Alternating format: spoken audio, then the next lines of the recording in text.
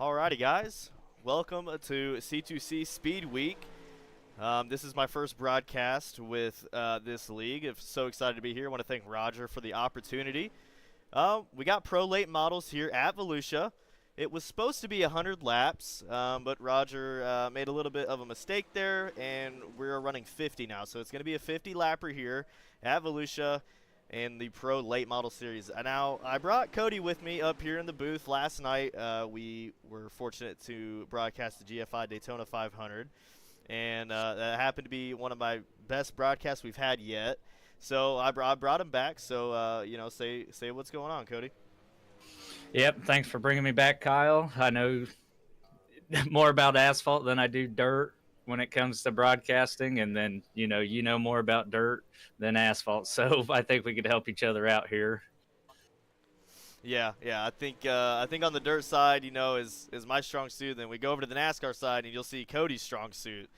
But nonetheless, we're gonna get practice kind of over with here shortly, and we will move into our qualifying, I believe, Cody. Now, Cody, I know you got the iRacing HUD up. Now, what's our layout looking like tonight? What's our qualifying and heats looking like? Well, it all depends. I was trying to flip through the different guys in different areas, and it all seems like they're all holding the same line. Maybe some are down low, some are trying to find something up top early in practice. So I think it's going to be a mix-up if the track changes throughout the heats and stuff. And then, once we get to that 50 laps, I think you're definitely going to see some guys trying to find a different line than what they were running in practice or the heats. Yeah, absolutely. So, and Volusia is one of them tracks where it's a tricky track. It could be anywhere.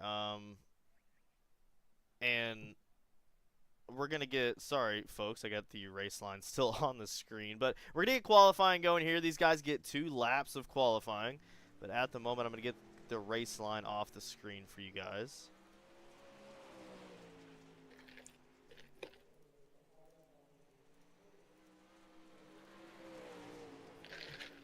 All right, we'll get back to the action here for qualifying. All right, first car on the track. Andy Patton there in the number 87 car, going to put down a time here. He's got a very bright chrome and blue car, looking pretty there down the backstretch now, up into 3 on the bottom side of 4. We'll see what lap Andy will lay down here as he comes across the front stretch. And he will lay down a 15.69. That'll put him 7th in position. Brendan Lacey right now, your quick time with a 15.15. That is the number 14 there, as he will go right here in the front stretch for his last lap. And he will not improve as he runs a 15.73. Brian Lawson, the new pole setter in the number 9, ran a 15.12 as he will slow his way down the backstretch. That'll conclude his qualifying. Blake Chapman there in the number 20, running a 15.15. So he is tied right now with Brendan Lacey. So your top 2 and 3 drivers are tied at the moment. We're going to see if Blake Chapman can get any better on his last lap. And he will. He'll put down a 15.12. So that'll put him top 3 for Blake Chapman. Kyle Moonen there in the black and red 24 coming down the front stretch here. He lays down a 15.15. A lot of these guys are running the same time. That's pretty cool to see. That'll conclude his qualifying. You got Randy Shreves with a 15.04 taking the top spot there, Kyle. So Randy Shreves, your new pole setter on the track, he pulls into the pits, and he's leading the pack now. And that will, I believe, conclude qualifying, as I don't see any other cars on the track. And we will move into your heat number 1, and we'll get you guys line up here in just a second once these cars start making their way out onto the track.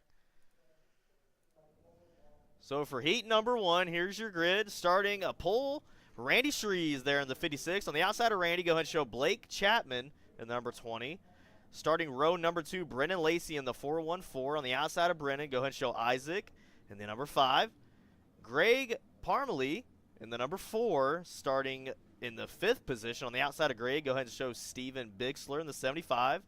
Row number 4, Dean Reynolds in the 79. On the outside of Dean, going to have Chad Griggs in the 27. And Donovan Ross and Andy Patton going to round out your final 2 cars for heat number 1. 8 laps will be the distance. So we will see here what Heat 1 can put on for your C2C Speedweek here. I think this is going to be a good one, Cody. A lot of good drivers on tap tonight. Yeah, I think so too. I'm excited to see what they do in these heats, especially with only 4 transferring from the heats, and it's going to send people to the Consi if they're not in that top 4 spot.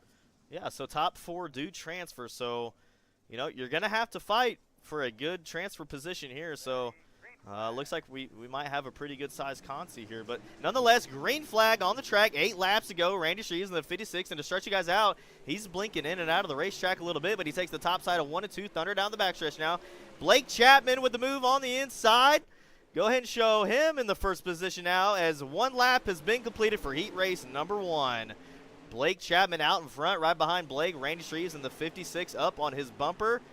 These cars are kind of running the same line right now, that middle to high line. So your top 3 right now, Blake, Randy, and Isaac. But we got a battle here in the back between Steven and Dean Reynolds. So Dean Reynolds there in the 79 on the outside, on the inside. But you have the 75 of Steven on the inside. They were side by side there going into 1 and 2, 6 laps to go. 79 looking to make a move there on the 79 and 75. Tongue twister there. So the 75 of Steven Bixler made his way out in front. Was battling there with Dean Reynolds. But they find each other now nose to tail. With 4 laps to go, Blake Chapman still out in front. With 4 laps remaining here at Volusia. Isaac in the number 5 got a little bit of a visitor on his rear end. The 414 of Brennan Lacey. Brennan Lacey, not much time left to make a move there, but nonetheless he's in the transfer spot, and there's a big gap between Brennan and Chad. So Chad right now is the only car, the car in 5th that's out of the transfer position. But a lot of gap there that he's going to have to make up if he wants to transfer into the feature here tonight. As Blake Chapman still out in front with Randy Shreves in the 56. The number 20 is going to take your white flag, 1 to go. As they thunder down here into 1 and 2.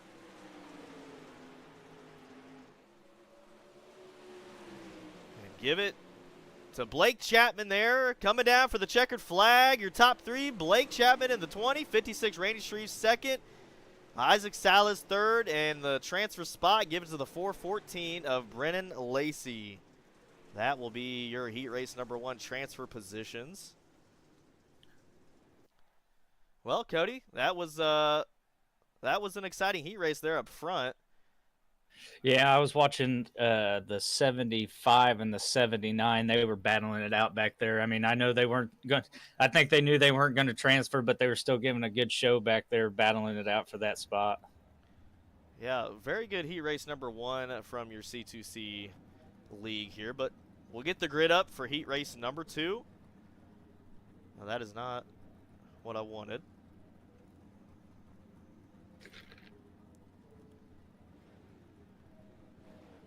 Maybe we can get the grid up for you guys. Maybe not.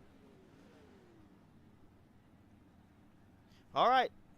We're going to have to do without the grid on the screen, but here's your guys' grid for heat race number 2. You're going to have the number 9 of Brian Lawson going to be your pole setter here. On the outside of Brian, go ahead and show 24 of Kyle Moonen. Starting row number 2, Brandon Templeton on the outside of Brandon. Will be Sam Bachman in the 007. Stephen Goldner there out of Canada. A few Canada drivers here in the number 30. And Barry Goldner in the 36. Going to be P number 6. The 94 is going to round out your second to last row of Gary Offit. On the outside of him, Greg Bodell. And not last but not least, your last 2 cars in heat race number 2, going to have Roger Craig and Steve Marer. That is going to have you guys a green flag for heat race number 2. 8 laps the distance. Brian Lawson going to start you guys out. As they go high up into 1 and 2, now down the backstretch. You got number 9 and 24 beating and banging there on the backstretch. Number 9 up the racetrack hard up into 4. Gets a little tight, but collects it. As we got contact there from the number 31 of Brandon Templeton, looking to make a move there on the bottom of the racetrack. As we have side-by-side racing early in your heat race number 2. Brandon falls back to 3rd. Give it to number 9 of Brian Lawson, still up in front. So they will complete one lap done for heat race number 2.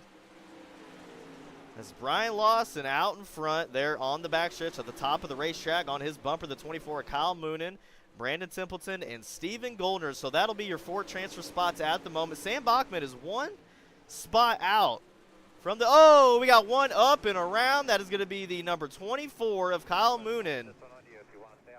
Up and around turns 1 and 2. We'll get a replay there to see what happened with the number 24 of Kyle. Again, my overlay is not working. Going to have to restart that for the warm-up. But this is your guys' replay of what happened here into 1 and 2. So the 31 of Brandon Templeton kind of moved up the racetrack, fed the 24 the right rear, and 24 had nowhere to go as he got it sideways and luckily didn't hit the wall extremely hard. So his car might be still drivable for the rest of tonight's heat race number 2. So we will go back up front. Brian Lawson's still your leader. So this is going to change things up a bit. So this moves now the 94 of Gary Offit, which has moved a couple spots up. He will now be in your transfer position.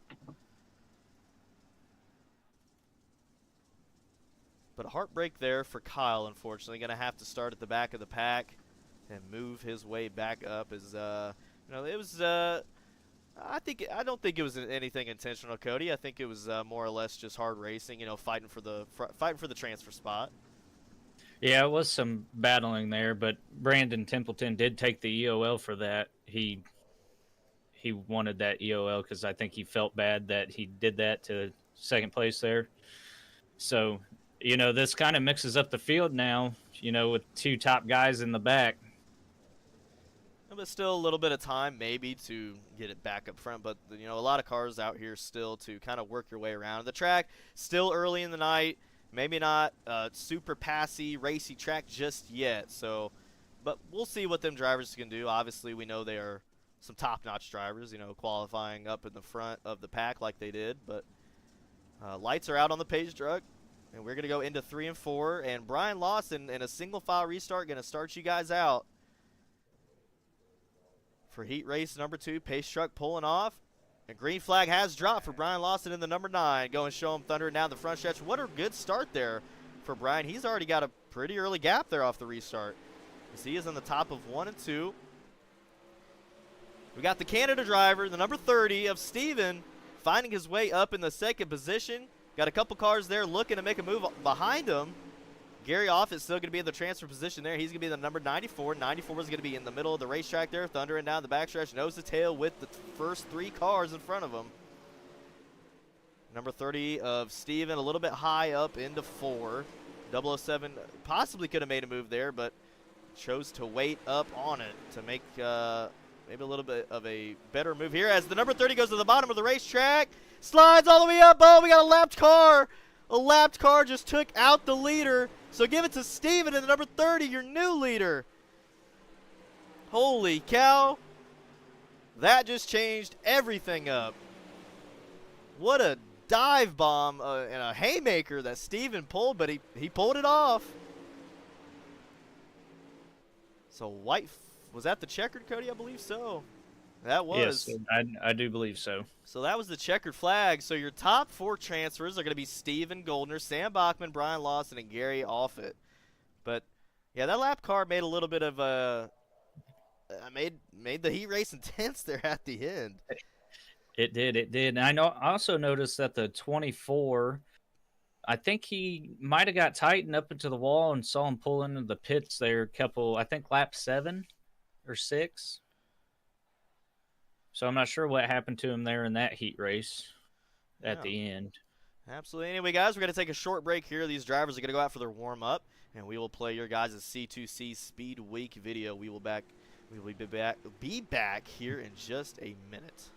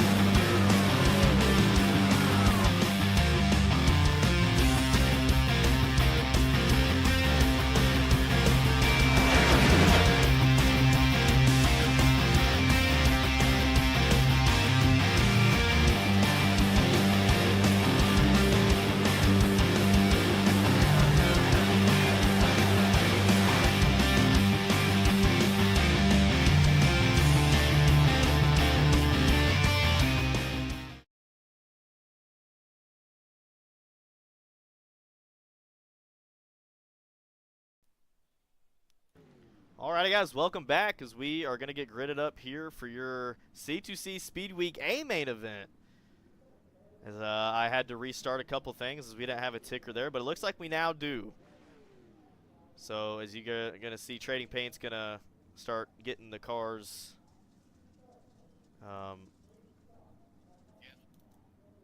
Hopefully I can get it up.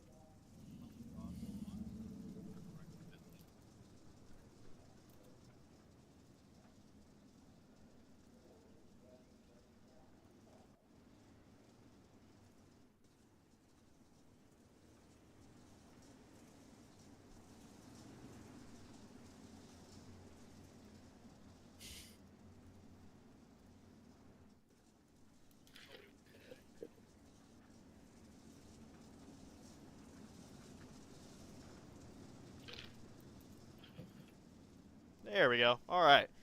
Now here's your guys' feature, 50 laps. Sorry about the technical difficulties there. Having a few issues there with the SDK overlays, but good thing I know a lot of guys, or some of the guys from C2C, and I know they are going to be able to help me out with this. But nonetheless, Cody, 50 laps here, a big field of cars. The track is starting to get pretty racy. What are your thoughts? Yeah, I'm not sure if they're gonna try to conserve like certain positions. You know, 50 laps. You know, that gives you plenty of time to get back up to the front. So, I think we're gonna see a lot of guys try to just get a good position, so that way towards the end they can make their way back up to the front. Absolutely, and there you guys go. 50 lapper here at Volusia. Go ahead and show it to Blake Chapman there in the number 20. Going to start you guys off as the field will thunder down. We are already 3 wide into 1 and 2. And side-by-side drag racing already happening down the backstretch there. The number 20 of Blake Chapman there on the inside of Stephen Goldner. Blake up into the middle side of the racetrack now. Almost cuts off Stephen.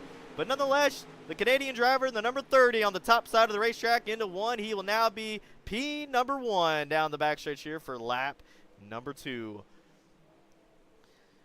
Side-by-side racing there from the front of the pack all the way to the back as we have a yellow on the speedway. Yellow on the speedway. Yeah, I believe that yellow is going to be on the number 94. I was kind of watching in the middle of the pack, watching these guys run 3 wide, and it just looked like maybe he got tight coming out of the corner and hit that back wall there on the back stretch. And we got the replay here. We were going to see what happened with Gary Offit there in the 94 as he was in the marbles high. Oh, yeah, just got tight up the racetrack. Oh, hard. Oh, that car's totaled, Cody. The right front is completely off the 94 machine of Gary Offit. So heartbreak there as he can maybe make it back into the pits and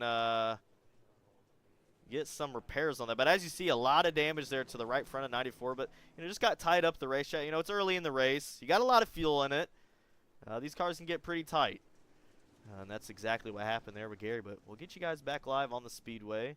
He did make it into the pits. Looks like there's 3 or 4 cars in the pits there, Kyle.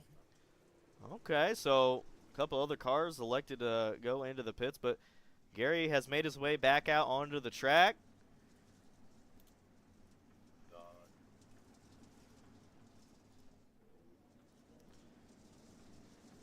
So just a few laps have been scored.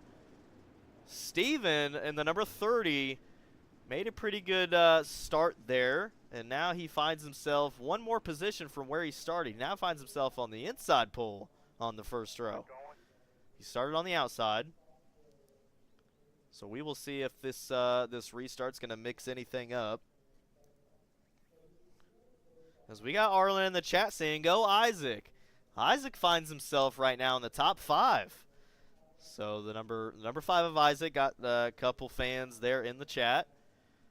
These guys are going to double him back up. That means 1 to go. 1 to go.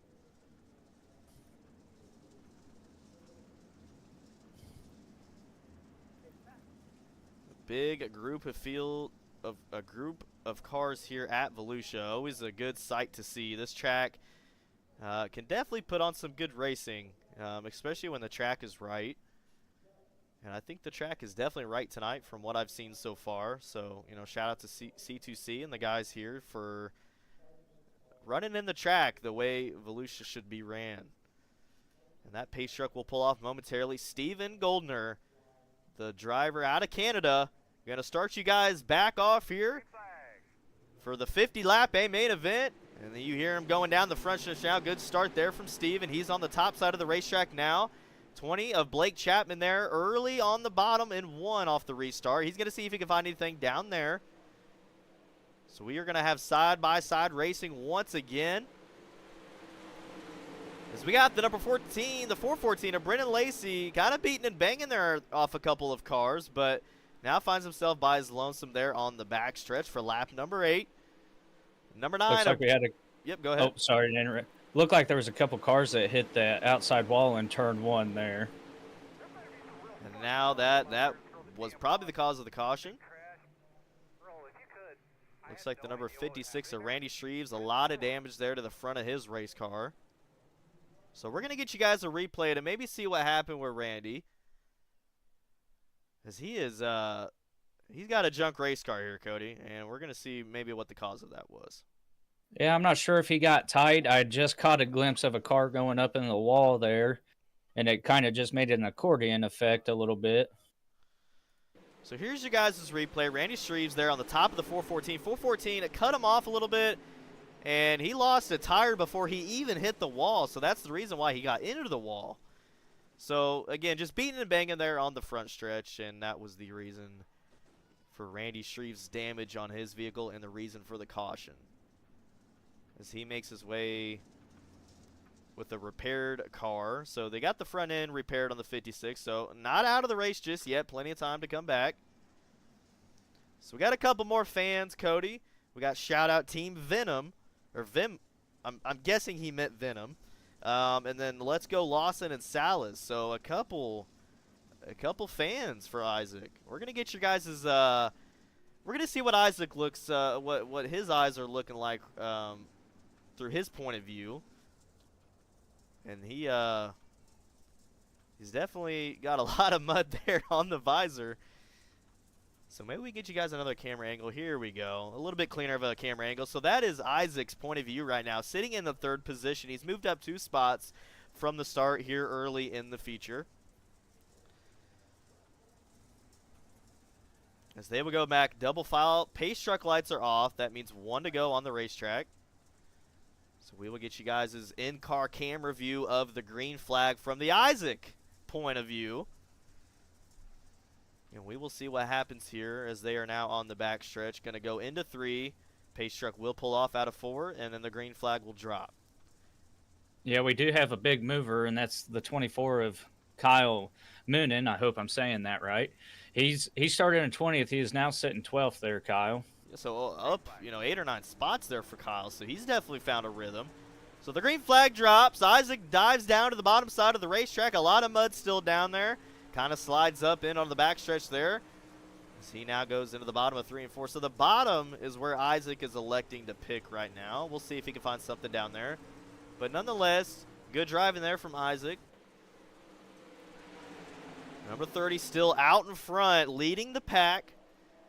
As we are going into lap number 15. These guys have completed lap and with another caution out on the speedway. I do believe that was on the number 4 car in turn 1 there, Kyle. The number 4, we're going to see what happened there. That is the number 4, Greg Parmley. As we are going to go on the replay with him and see what the cause of that yellow was. So a few early yellows have already come out.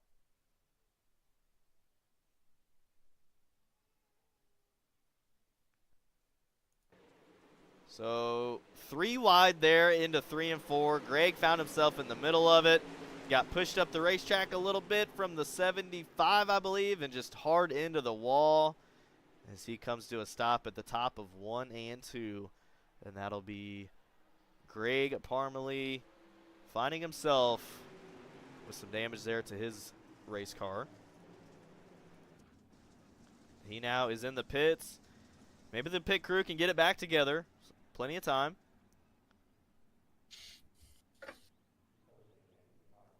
Okay, so Lawson and Salas are part of the Team Venom, Cody. So a couple teammates out here. So Lawson is number 9 car. He's sitting in 6th, and then starting in front of him on the restart will be Isaac. So a couple teammates there starting with each other.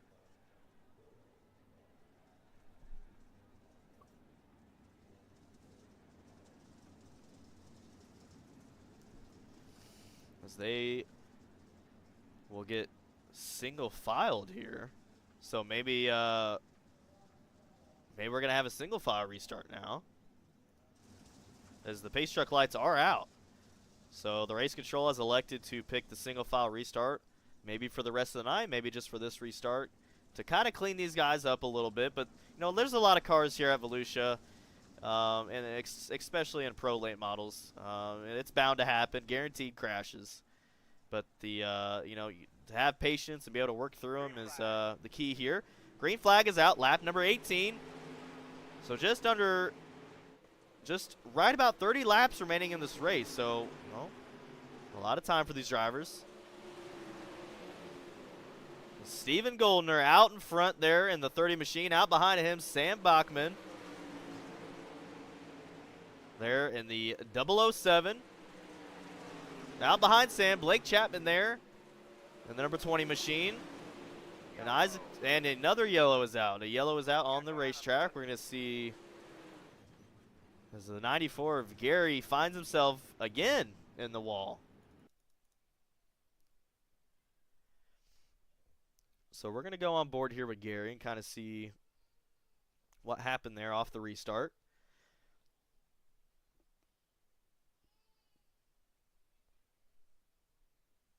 So Gary was on the inside of the racetrack, pretty far down there. Got into the slick, slid up, got the car loose, and into the wall. So Gary with a no contact spin out there. So got it, just kind of dove it in deep, went up the racetrack, caught the slick, and found himself up and around on the top of 2. But damage to the front right of that pro late model.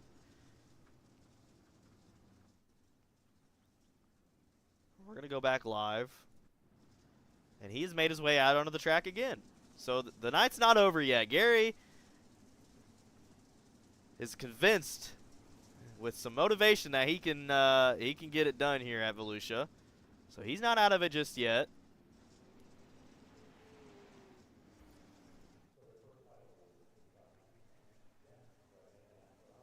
And the 56 of Randy Shreves making his way back out onto the track, looking to catch up with the pack. Yeah, I think he got the lucky dog on that one there, Kyle. Okay, so he's making his way back, so he'll stay on the lead lap with these guys.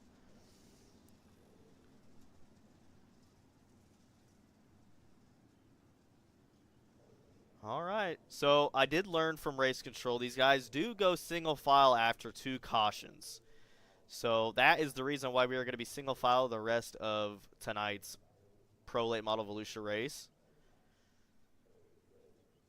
Maybe these drivers can clean it up a little bit. We can show you guys some green flag racing. As the pace truck pulls off, the green flag comes out once again for Steven Goldner there in the number 30. Going to start you guys off there on the front stretch. Goes to the top of 1 and 2. He's been there all night, hasn't moved, and he has found his rhythm up there. But Sam Bachman not out of it just yet. Sam has been following in Steven's footsteps, just right behind him there on his rear bumper. Brennan Lacey there in the 414 trying to make a move there on the bottom side of the number 5 of Isaac, as they now drag race down the front stretch up into 1. Car hard in the turn 1. Oh, we got wrecking already. Yeah, I'm not sure who that was, but I just watched a car go pretty hard into the turn 1 there. We will see if we can find the wreck that happened. So possibly the number 27 of Chad Griggs, as he has got a lot of damage to the right front of his Pro Late model. As he lost a wheel, Cody. He completely lost a wheel. And it looks I wasn't sure what car it was. I just know I was sitting there watching sort of the middle of the pack, and I just saw a car go up into turn 1 pretty hard. So Chad Griggs there. I did see number 9 of Brian Lawson go hard into 1. That is the one I saw.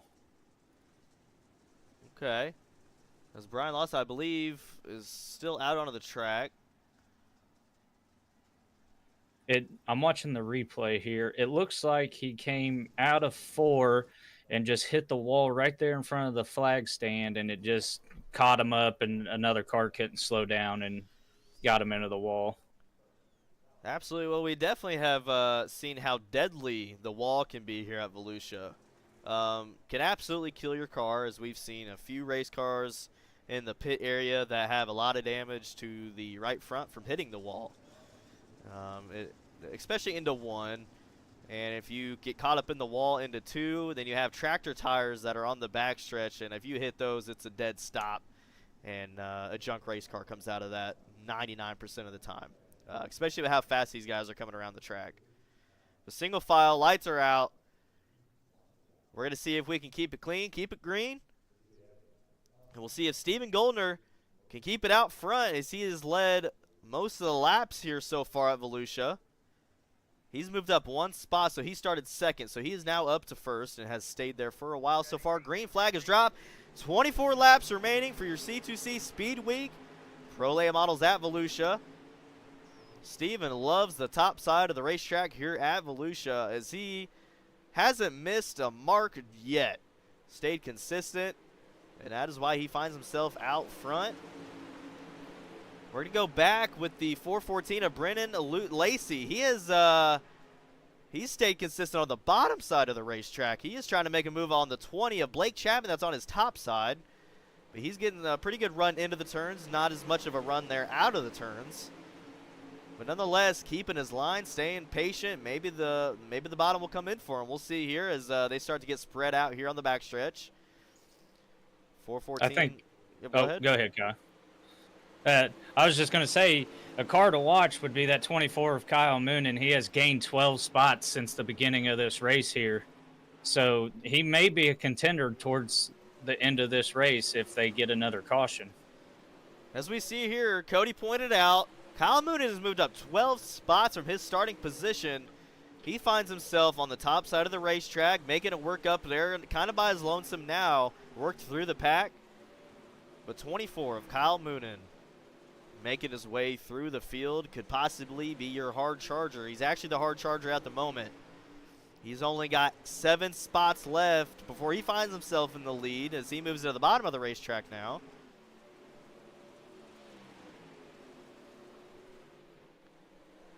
As the car in front of him, Greg Boydell, makes a mistake there out of 4. That's the 014. So the 014 up at the top, the 34 or the 24 on the bottom. We're going to see if they can get side by side here with 17 laps to go. The 414 made his way up to 3rd place. So that is Brennan Lacey. Stayed patient, as I was saying, and he found himself in the 3rd position. As he makes a move there on the bottom side of 4, he's going to be drag racing down the front stretch there with the 2 cars in front of him. We got a 3 wide going into 1 and 2. The 07, the 007 of Sam Bachman there was on the inside of 30. Almost made a move there for the pass, but again, 14 laps to go, and a caution has come out on the racetrack.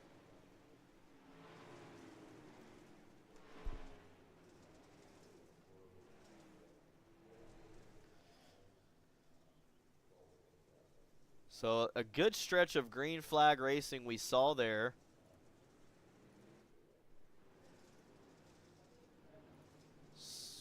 As I don't see the cause for the caution just yet.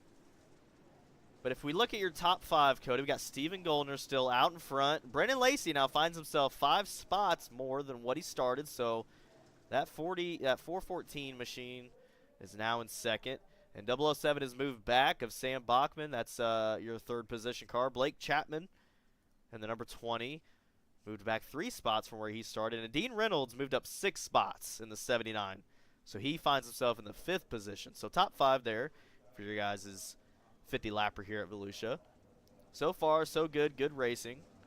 I think, Cody, it's just a mix of a lot of cars here at Volusia and the willingness to want to win. And hard racing is going to be probably the main cause of these cautions. Yeah, I think we're going to start seeing a lot of maybe a lot more three wide racing into turns, maybe some more slide jobs coming from these guys, especially on single file restarts like this.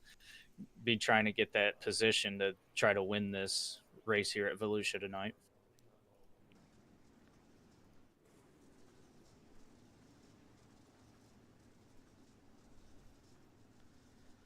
So the driver out of Ontario, the Canadian up front, in front of an almost all-American pack here. And, I've noticed, Cody, a lot of Canadians are finding their way to the dirt track part of racing, which is, it's always good to see, racing spread out to other, countries and, other places than just America.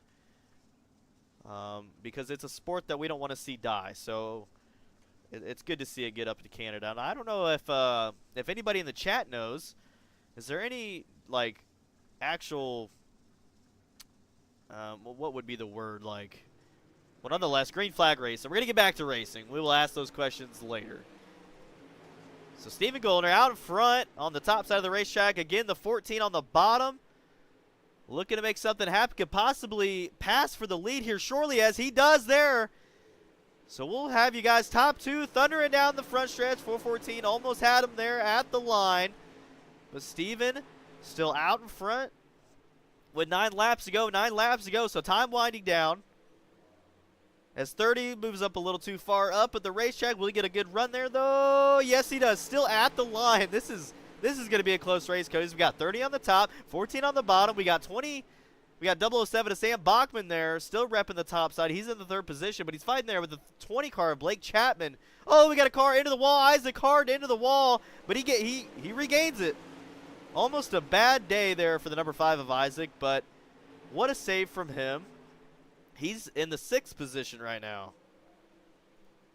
So Brennan Lacey and Stephen Goldner battling it out hard on the front stretch for you guys. This is a good one up here in the booth. 6 laps to go, 30 on the top, 14 on the bottom still. This is where these cars have been all night. So a 2-lane racetrack here at Volusia is always good to see.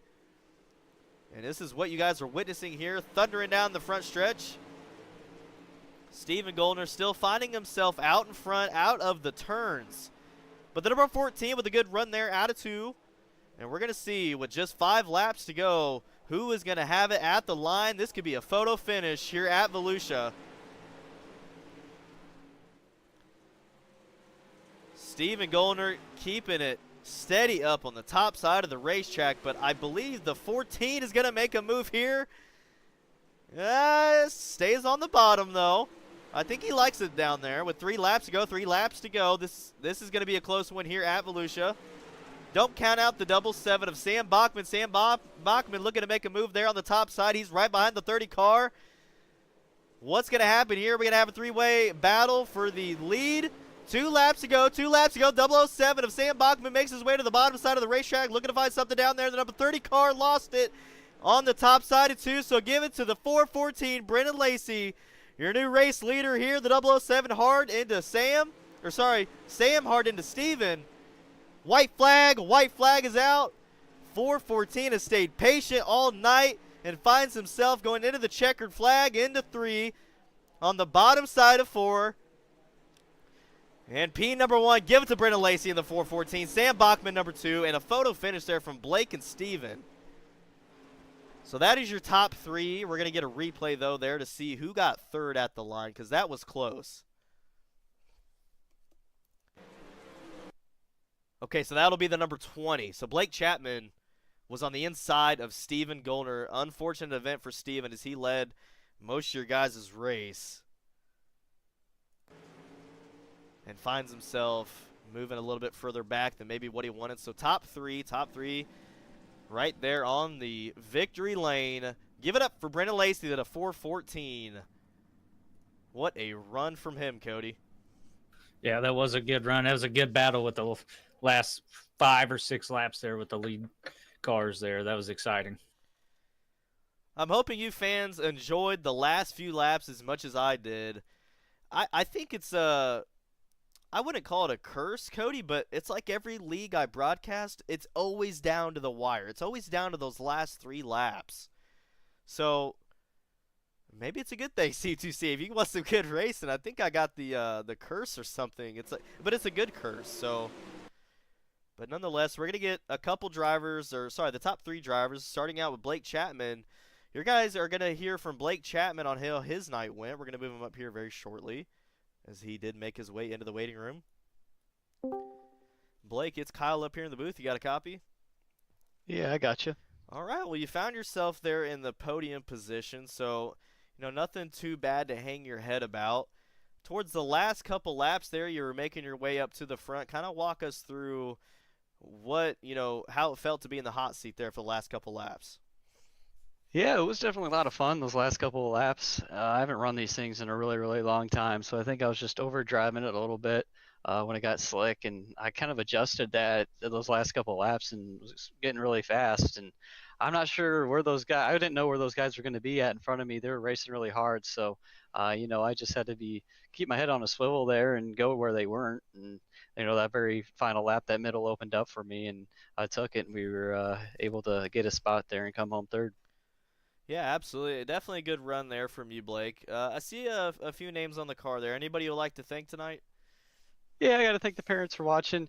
I got to thank all the guys down at the Krite Sim Racing team. Got to thank the Salty Dogs for letting me join their Discord tonight. I got to thank Preston at Epsilon Sprint Wraps and Andy and AJ Custom Creations. Of course, I got to thank Steve's Custom Golf Clubs. They got some of the best grips out there. If you're looking for a new grip, make sure you check them out. And of course, I got to thank Galen's Gourmet Popcorn. You can head over to their website. They got some of the most delicious popcorn out there. And don't forget to use code CART at checkout for 15% off of your purchase. And of course, I got to thank everyone that's involved in putting this charity event on. And I got to thank you guys for putting this broadcast on tonight.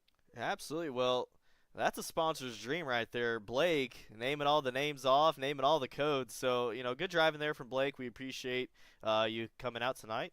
And I'll move you back down. Thank you. All right, next up on the list, Cody, we'll have you ask Sam Bachman, your P2 finisher. We'll hear it from Cody and Sam on what they have to say. All right, Sam, this is Kyle up here in the booth. You got a copy? I got you, Kyle. All right, well, I got Cody also here with me in the booth, and he wanted to ask you some questions. So we're going to get the camera on you and let you two go at it. Hey, Sam, it's Cody. How's it going? Yeah, so just to kind of walk us through like the exciting last few laps there, like what was going through your mind? Like, were you trying to have a strategy to maybe pass, or are you just trying to get that position here tonight to get in that podium position? I was definitely trying to make a pass, trying to get to the lead. I looked back in my mirror and seen Dino, one of my teammates, running the high side, and Anthony Morano in my ear was telling me to get up high on 1 and 2. But then I found that slider in 3 and 4, and it was pretty hooked up. I felt like if I would have found that a little sooner, it could have probably gave these guys a good run. But Lacey had that bottom pretty hooked up, and he was pretty much gone, I felt like. Yeah, and I also noticed you guys were all battling there the last few laps. So you said somebody was in your ear telling you to take the high side. Were you faster on the high side, or were you faster on the bottom? Oh, I was probably a little more faster on the high side in 1 and 2. I couldn't really hit the bottom like Lacey could in 1 and 2. And then 3 and 4 is just pretty much that slider line, and where I found it out probably like 10 to go. Awesome. Is there anybody you want to thank tonight on your race car, or maybe watching the stream? Yeah, all the boys over at FTM, Gunner at Swan Speed Shop, he's really been working hard on the dig. Dean over at Super Dirt Car Series, Expert in Installation. Obviously, you guys for broadcasting, and the money I won tonight will go towards Scotty for his GoFundMe on strike, so it'll go to a good cause. Awesome. Well, it was definitely fun watching you, Sam. Congratulations on P2, and I will move you back down. Thank you. All right, we're going to talk with Brennan Lacey. Brennan Lacey was your feature winner here tonight. Now, I think he's going to have a lot to say. I know if I was in his shoes the last few laps, we're going to see how his night went in his eyes. All right, Brennan, it's Kyle up here in the booth. You got a copy? I got you. All right, well, an exciting last few laps that we saw from you. I noticed that from the very get-go of the feature, you found yourself on the bottom side of the racetrack, and kind of walk us through how the bottom felt for you throughout the night tonight. I'd say bottom's kind of my domain, I would say. I know y'all are new to our league and appreciate y'all coming on, but they used to call me, old bottom line because that's where I run, So that's where I'm comfortable, especially in these things because it just feels like it's a long way around the top. I know early that it was dominant up top, and I kind of was just holding around while I could, get through some cautions, and I knew once it was going to get slicked off that line was going to come in, and luckily it paid off there in the end. Absolutely. Your car, I would say your car came in at the exact right moment because they're going into the checkered, or sorry, they're going into the white. You were still side by side there with Steven, and you made that, hell of a move to get yourself in the front of the pack. A lot of names on your car there. Anybody you would like to thank? Yeah, just big shout out to SGR, Stephen Golden Racing, the boys. Fun group of guys to run with there. I had a couple big runs the last couple nights, covering 19th to 4th and like a 20th to 7th, I think, or something like that. So it's nice to finally get one up front and paid off. So big shout out to those boys. Really appreciate y'all coming on. Can't wait to go back watch this after tonight's over with, and hopefully we can get something done here at Daytona. Absolutely, we're excited here to watch you guys here at Daytona. So, but nonetheless, Brendan Lacey, P number 1. I'll go ahead and move you back down. All right, Cody. So that will conclude our Volusia race. I had a lot of fun. I don't know about you, but I just being up here in the booth, especially watching a race as good as that one, you can't get much better than that. Oh yeah, it was a good race. Especially right there towards the end. That was a very good race. All right, we're going to take a short break here. I believe about a 10-minute or so. Not too sure yet. I know we're going to be heading to Daytona in the NASCAR truck, so we're just going to take a short break here, and we will get you guys updated here in just a few minutes on how our night is going to go for the C2C Speedweek Daytona.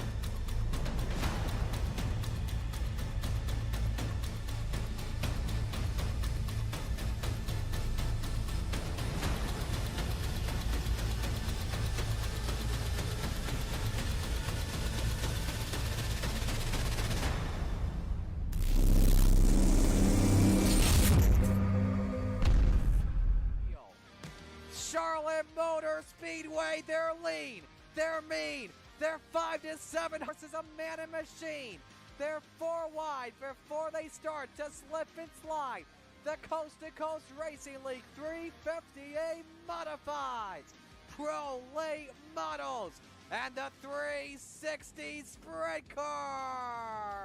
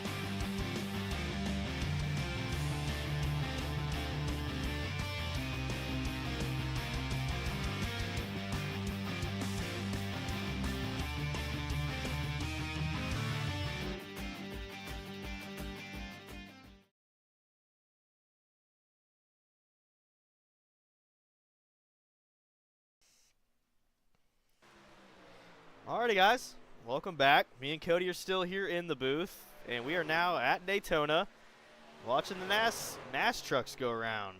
I believe we have a 60-lapper on tap here tonight for these guys.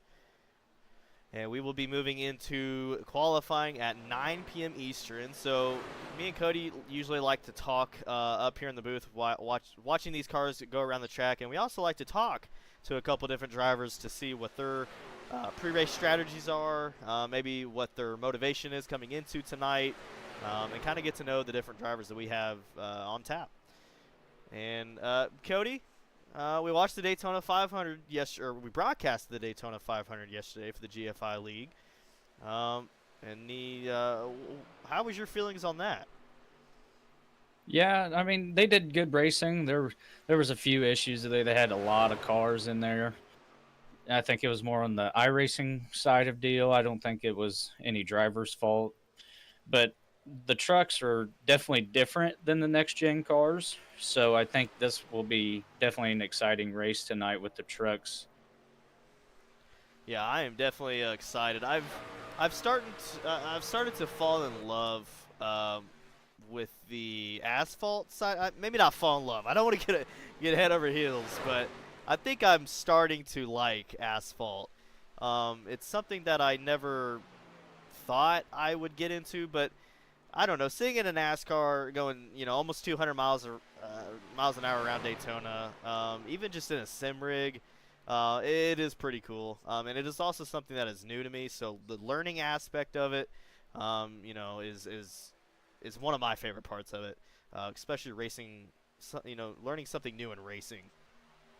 But nonetheless, we're gonna get you guys' tower at the moment for your practice. So Andy Patton in the Chevy, he has laid down a 47.63, and then he's got a Ford of Doyle Lawrence.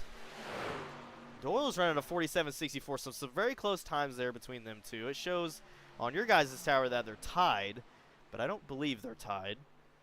Maybe they are. Cody, what do you got for the number one, Patton and Lawrence? Patton's got 47.631, and then Lawrence has 47.637. So they're only about 0.006 of a second off of each other. So yeah, very, very close. But again, it's practice. These guys already in draft packs. And we got a big draft pack here that Doyle is a part of.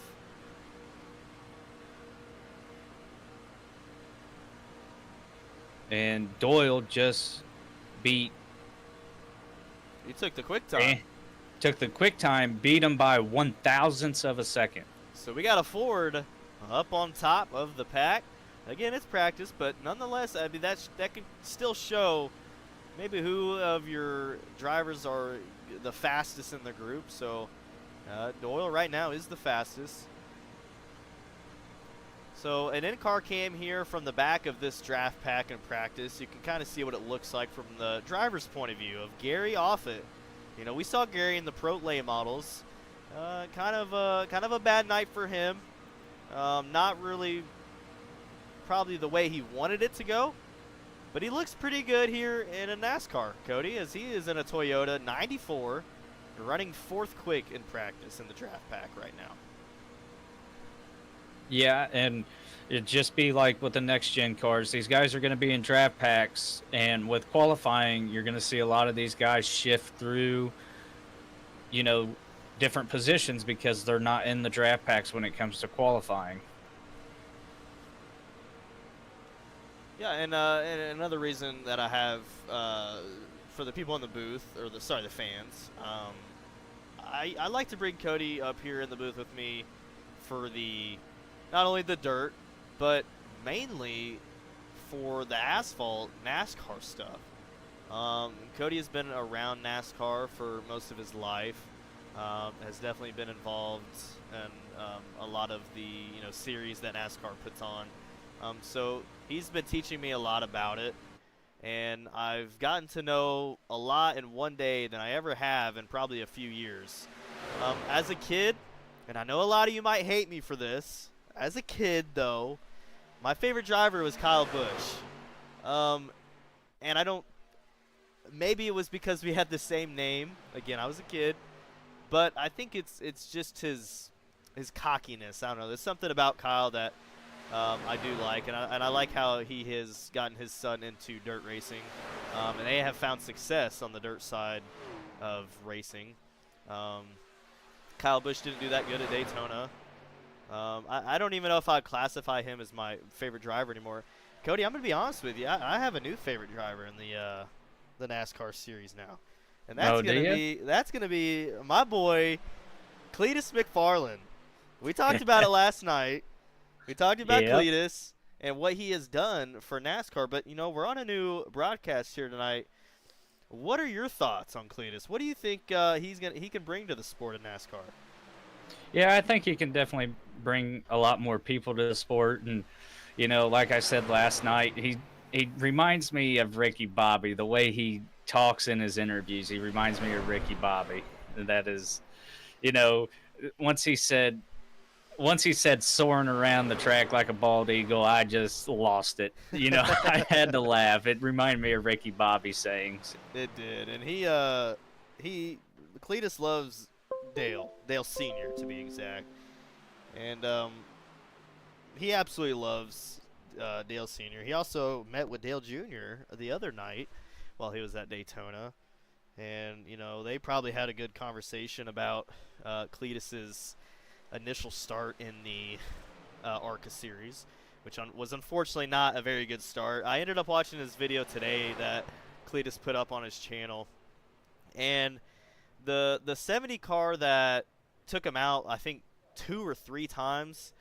If I was Cletus, I would be mad. I mean, that would be enough for me to possibly throw hands with somebody, because you took me out once, okay, and the car was fine. Then you took me out again. I had to go replace a couple tires, and then you spin out in front of me and absolutely junked my car and end the night because he was running up front. I don't know if you watched that race, but my boy Cletus was up front.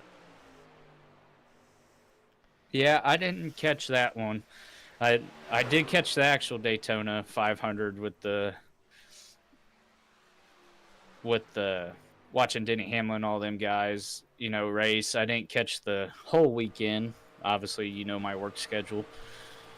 But, yeah, it's, he is in the lower class cars. I mean, they are still fast and they're still a recognizable class. It's just some of them guys are younger. They're just getting into it, trying to make it into the high leagues, So, I mean, I'd still feel his pain, even though, he did get out of the race early on. So it's a hard battle to choose if you can be mad about it or not, because you are facing guys that are just getting into the higher leagues like that. A lot of these guys came from open wheeled asphalt cars or something like that. Yeah, absolutely.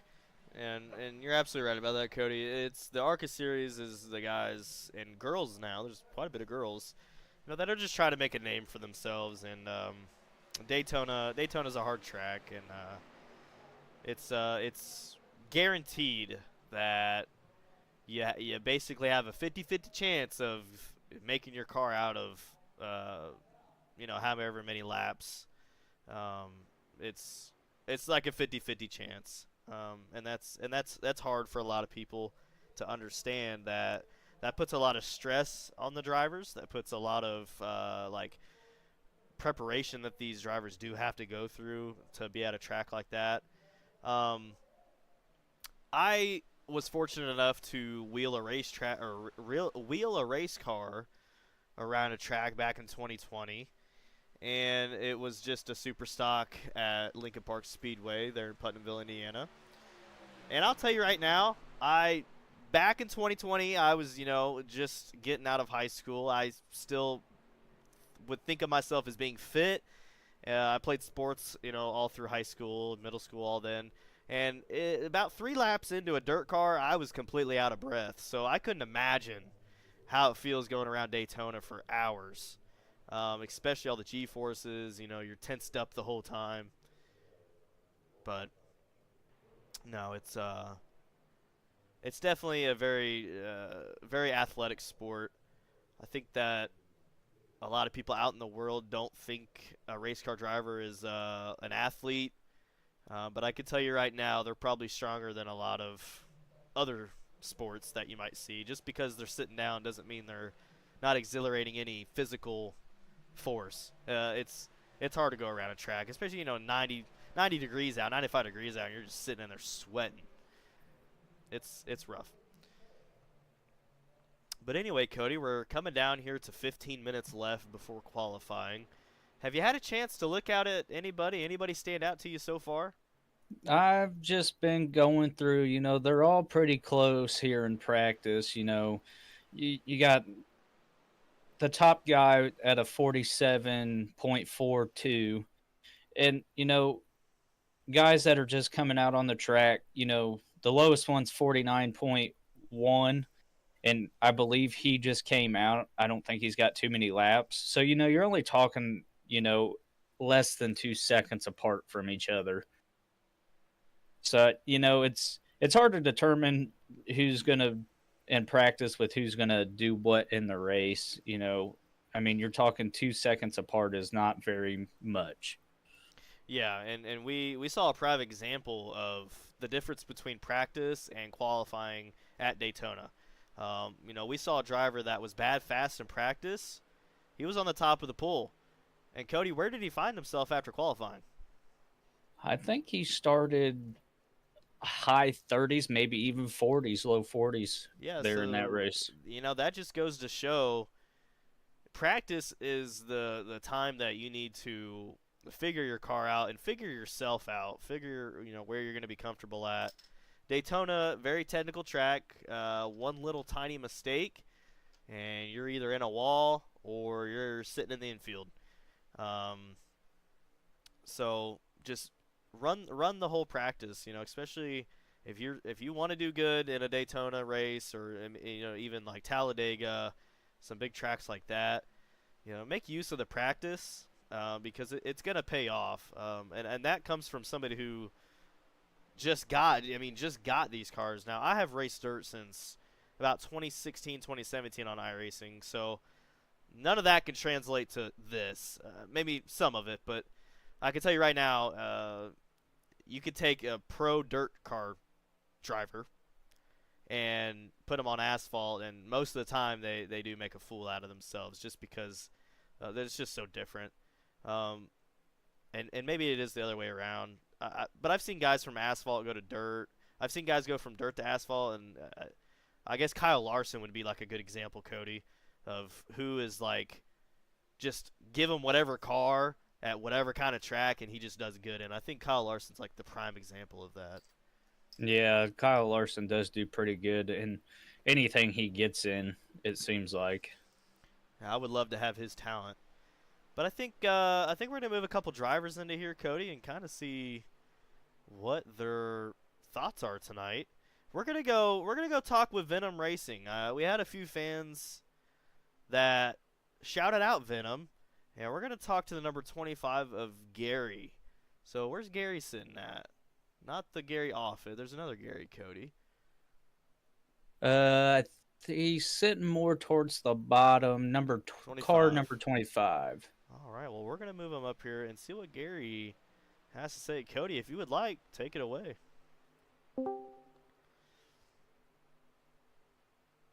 Hey, Gary, this is Cody and Kyle up in the booth. You got a copy?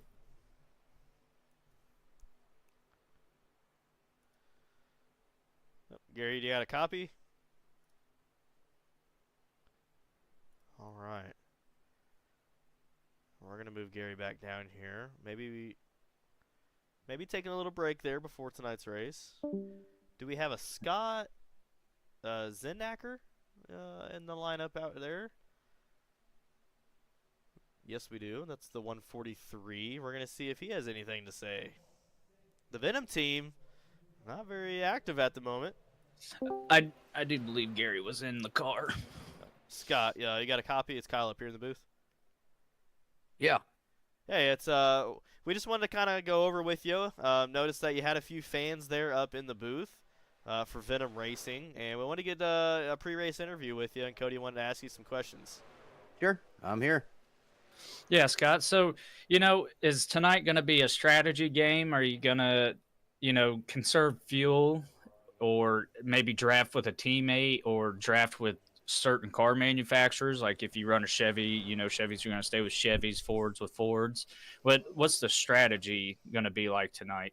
Right now we got a lot of laps to turn, so we're just gonna kind of hang out in the back, stay up with the field. I got a couple of Venom Racing teammates out there with me, so we're gonna probably hook up nose to tail and try to do what we can do. But we're not gonna make our move probably till, maybe 15 to go, 10 to go, and then we're gonna have to get to work. But I'm gonna be very patient, hang out in the back, and just kind of avoid the wrecks.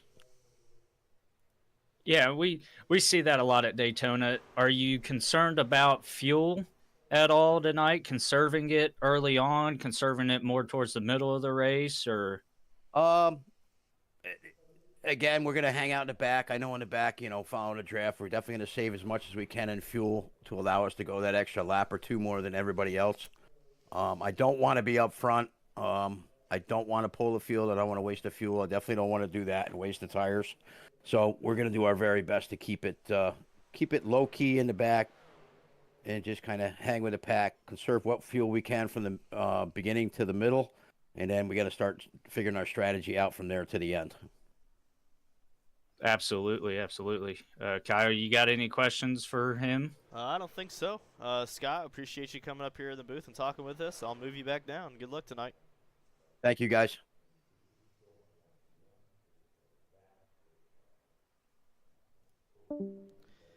All right, we got a big team down there, Cody. Sim Racing Concepts. We got a few drivers in there. I think we'll just kind of pick a random that we see.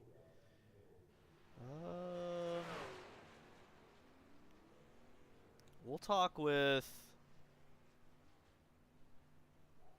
Keith Jackson. We'll talk with Keith Jackson. Maybe get some words out of him if I can find him up here on the screen. There he is. As he's making his way back onto the track. So we're going to talk to him while he's on the track. Hopefully it won't affect him too much. It's probably going to throw him a little off guard. But we'll go in on the in-car mic, and we'll talk to Keith. Hey, Keith, it's Kyle up in the booth. You got a copy? Oh, what's up, buddy? Oh, nothing much. We noticed that you're making your way onto the track. We just wanted to get a quick couple interview questions with you, if you don't mind. Yeah, you bet. What you got? All right, so coming into tonight, pretty long race here at Daytona. Daytona, it could be a very fun track, but it could be a heartbreak track.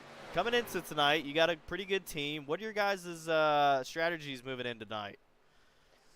I think probably just about like everybody else is right around for probably 40 laps, 45 laps, and then hopefully put something together there towards the end and be able to make our way up through the pack and try to get us a couple podiums. All right. Well, not just because not just the team to thank. Do you have anybody else to thank? Yeah, just you guys putting this thing on and taking time out in your evening to watch us go around in circles and talk about it and streaming it, and then Roger and all those guys, obviously. I know we like to complain sometimes to them, but they do a pretty damn good job of what they're doing and keeping everybody in line and giving us a good platform here to run on. Yep, absolutely. Well, we want to wish you the best of luck. If you guys can make the circles fun to watch, then that's what we want to see. So, again, good luck. Me and Cody wish you the best. We'll be back down. All right, buddy. Appreciate it. Okay, there he goes. All right, Salty Dogs Racing Team, Cody. A lot of them down there. And we're going to talk with somebody that's up at the top of the poll, possibly.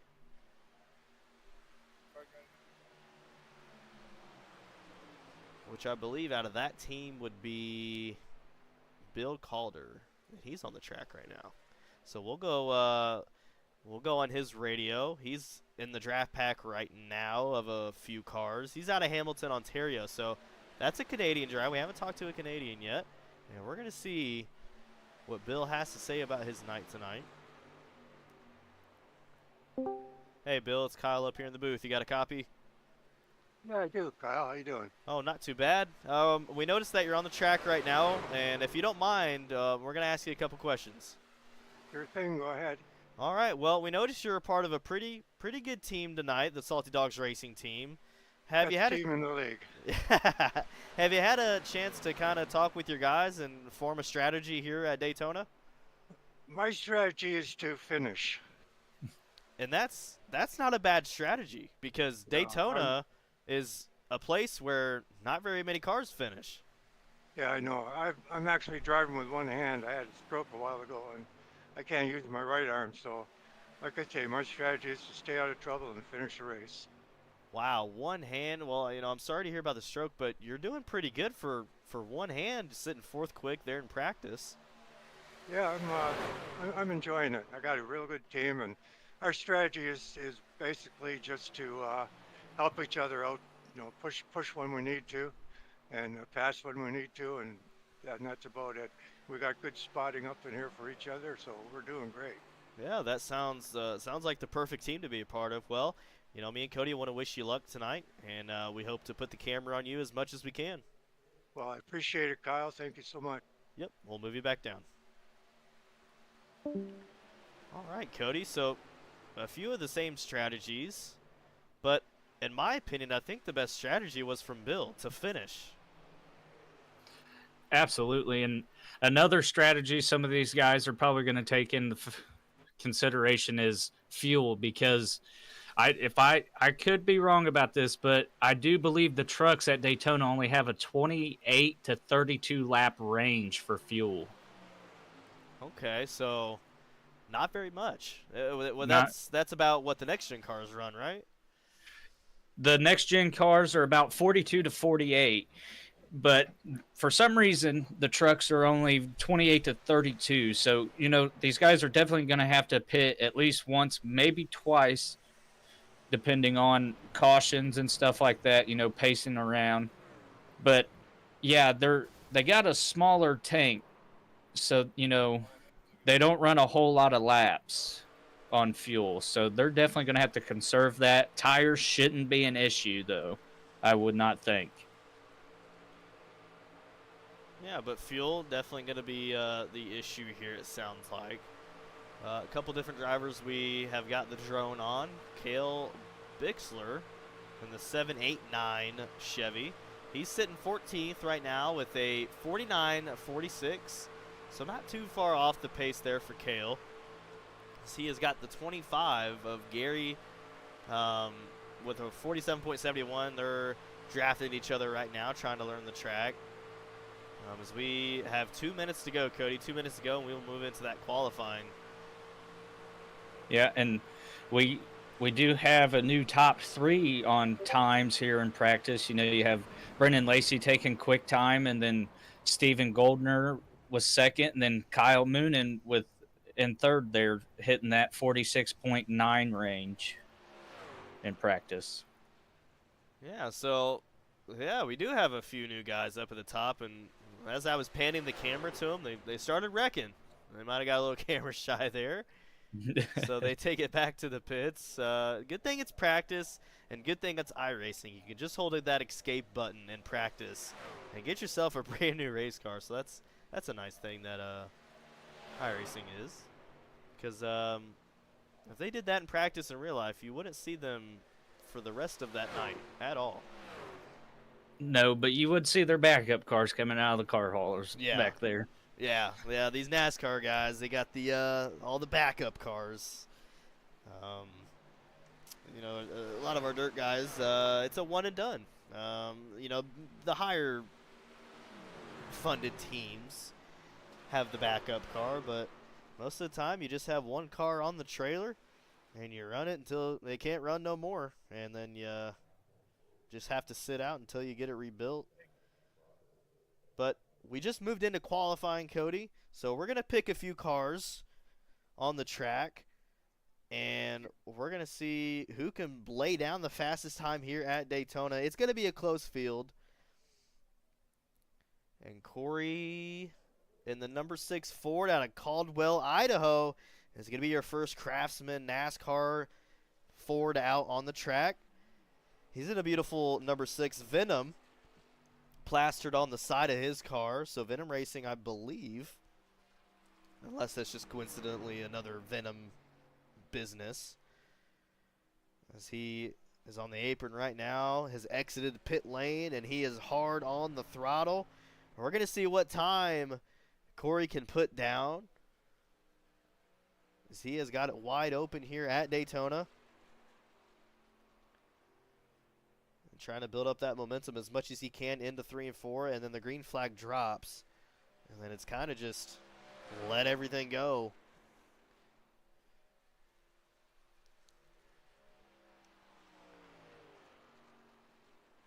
So the green flag is going to drop for Corey.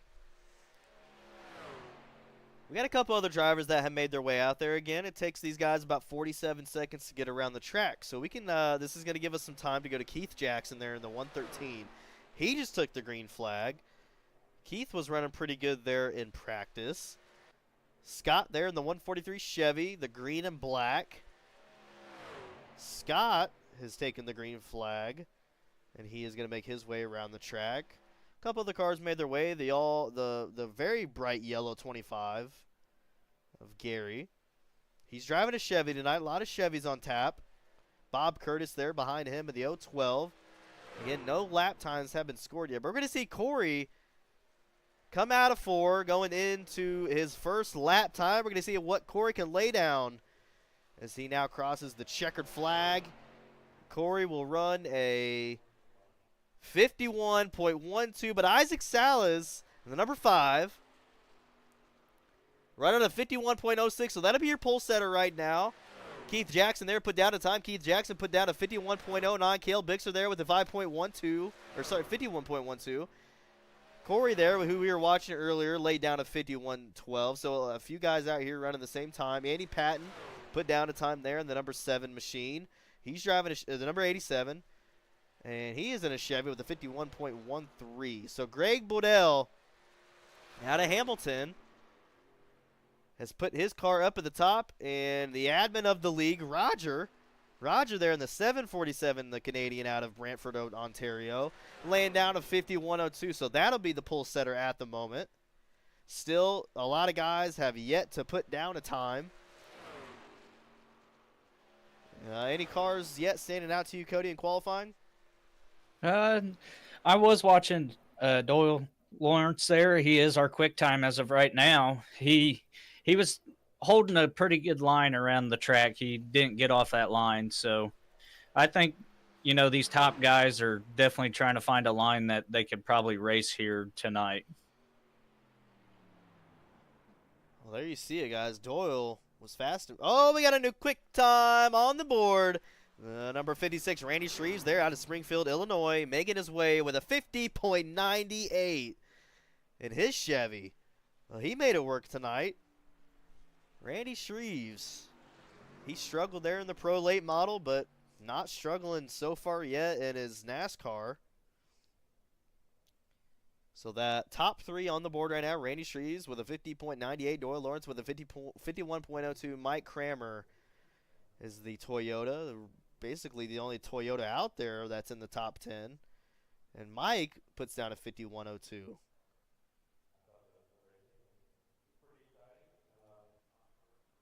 So a lot of cars have made their lap time down. So if you take a look, the top 20 is on the left side of your guys' screen. So there's more than 20 cars, but that's going to show your top 20, as I believe we just have over 25 cars on tap tonight. Bob Curtis made his way out there. He's got a Plain Jane 012 car. He's repping Chevy. His first lap was a 51.14 as he comes down. Sorry, that was his second lap. He made his quick time on his second lap. So that will, I believe, conclude your qualifying session as Donovan Ross rounding out the number 6 position with a 51.04. 51.03. And that will conclude your guys' qualifying. Cody, what a good run there from Randy. Put down a 50.98. Absolutely. And, just like the next gens, it's going to be, you got to stick to a line because as, as you saw yesterday that, if you don't hold a line with somebody and get that line formed, you could fall back a lot of positions very quickly, or they can catch you if you're out front pretty far. Yeah, this watching the Daytona last night, and just that one little mistake, it can cost you. I mean, within just a second or two, can cost you position like no other. We saw a car that was first on the restart, and before they even made it into one, he was already mid-pack. I mean, just within those couple seconds, the leader of the race found himself in the middle of the pack just because you just got to be on it here. Absolutely, and you got to stay with those lines because if you don't stick with those lines and you get sucked down in that wind tunnel in between them, you're falling back quite a bit of positions very fast. Mm-hmm. Yes, sir. As I believe, are they having a race drivers meeting right now, Cody?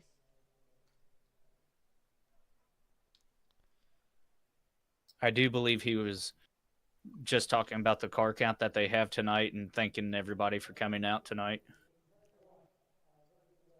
Hollow. All right, we're going to go back in the chat here as we have a few people showing some love, maybe for their family or friends.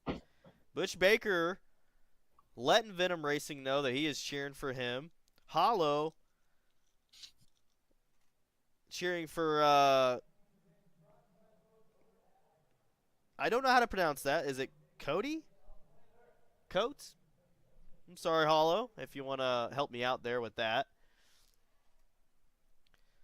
But we are gridding up currently for your guys' main event here for the Daytona. We went through practice, we went through qualifying, and we made it to the best part of the night, which is the 60-lap race here at the Daytona. So I got a couple tracks a couple cars. Yes, okay. So we're going to get you guys' grid up here on the screen. This will show, go ahead, Cody. I'm going to step away for a second. Yeah, absolutely. And we're going to show you guys' grid for the first 12 cars. Randy Shreves was your fast time here at the Daytona, and he is in the 56. On the outside of him, Colin Johnson there in the 13. Doyle Lawrence starting row number 2. On the outside of Doyle, go ahead and show Mike Cranmer in the number 70. Roger Craig, the Canadian there in the 747. On the outside of Roger, starting 6th is Donovan Ross in the 05. The 014, Greg Boydell, starting 7th on the outside of Greg. Jack Clevenger will round out that 8th position. He's in the 78 car. Isaac Salas starting 9th. He's in the 5 machine. The Venom Racing. So we got a couple Venom Racing guys here on tap tonight. On the outside is Isaac will be Brandon Dittmer in the 83. And the 11th and 12th position, Greg Parmley and Andy Patton. So Greg is repping the 4, and Andy is repping the 87. So that'll be the first 12 cars on the grid. As there is a beautiful night here at Daytona. And Hollow, we want to thank you for tuning into the stream. So happy to be here. And we're going to see what these guys can do here at Daytona as they have made their way onto the track. The lights have come out. The sun has been starting to set. And this has turned into a perfect night here on iRacing for the C2C Speedweek Tuesday night. And I'm going to say it like Code A. All right, Hollow. So it's Code A. I like it. So the pace car lights are out. I think these guys are ready to go green. Randy Shreves and Colin Johnston, your first 2 cars there on the pole. Gonna start you guys off. Cody, maybe we could put a little bet in. When is our first caution gonna come out? Let's just put a little bet in. Are we being exact lap, or are we giving a lap range here? We'll give a lap range, maybe like a 3 or 4 lap range. I was going to say probably somewhere in between 8 and 11 might be our first one there. 8 and 11? Okay, I'm going to give probably 5 to 8. go 5 What we to betting? 8. Betting $100. Whoa, whoa, whoa. Hey, not all of us got the money that Cody Hatton does, so we're gonna. How about we go quarters? Okay, we'll go a couple Okay. quarters in the pot. So if any of you guys actually let us know in the chat who you're gonna be cheering for, and maybe let us know when you think the first caution is gonna come out here at Daytona, as the pace truck pulls off. 60 laps to go. Randy Shreve's going to start you off. Green flag on the speedway as these cars are going to be shifting through the gears here on the front stretch, getting up to speed. A good looking group of cars. And Randy Shreve's there with a good start there on the bottom. He's got the number 3 of Doyle Lawrence there already on his bumper. So they're side by side. The 13 there on the top side kind of falling back, but maybe he'll get a better run now that he's got the number 70 car, Mike Cranmer. The Toyota pushing him from behind. It just amazes me, Cody, that these cars, that they push each other. You can't do that in a dirt car. No, but, you know, the way a dirt car, you know, front bumper is, it's not made to be pushing. It's made to get those aerodynamics in there. And so are these cars, but, you know, these are built like actual car manufacturers, so I mean they're designed to be able to push and draft in these certain situations. Absolutely. Well, the top 5 at the moment, Randy Shreve still out in front there on the bottom side. He's got the number 3 of Doyle Lawrence. Doyle is showing in the P2 position. They are drafting there on the bottom, and look at this car camera angle right here. As you can see, the bottom line straight like an arrow. The top side of the racetrack, though, those guys are a little squirrely. And maybe they'll get it back. Oh, a mistake there by Roger in the 747. Almost lost it there into 3, but he regained it there. He's on the inside, so a good save there by Roger. He almost took out the car on the top side of him. And yellow flag. Yellow flag is out. First caution. Now, Cody, what lap is it? Lap 3. Oh, lap 3. So 2 laps off. So it was a little early there. Almost had it. Hollow said, I don't want to jinx cautions on folks. I don't blame you, Hollow. I think it was more or less kind of just a fun little bet. But what was the reason for the caution?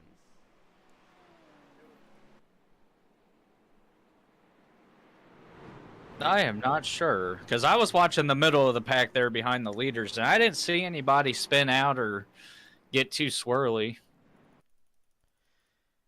Well, we'll see. The 94 was a little slow there. We're going to see maybe if we saw something happen with him. The replays here at Daytona do not like me at all.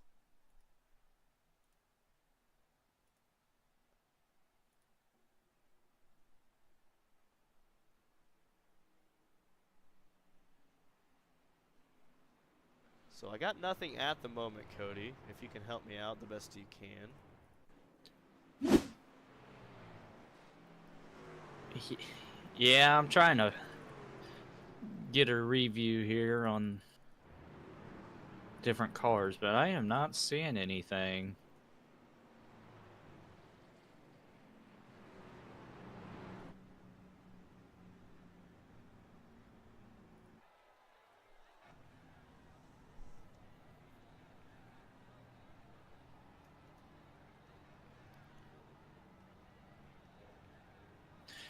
And it's difficult with these big tracks and cars spread out and stuff to find what's going on. Yeah. It does look like we have some cars pitting, though, already. So cars, Greg Parmley entered the pits. So that is the, we got a few guys there in the pits. So possibly a wreck in the back that we just did not see. There's just 2 of us, so we're trying our best here.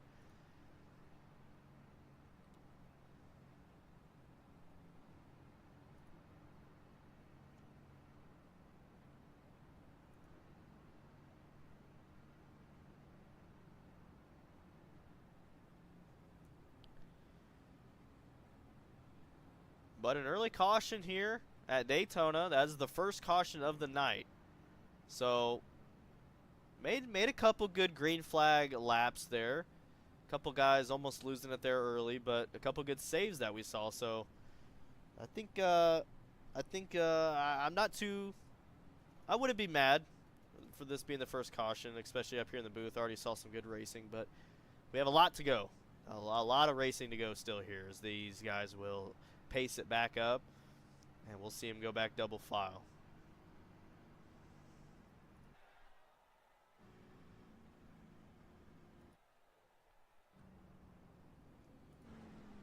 So it looks like everybody made it out back out of the pits though.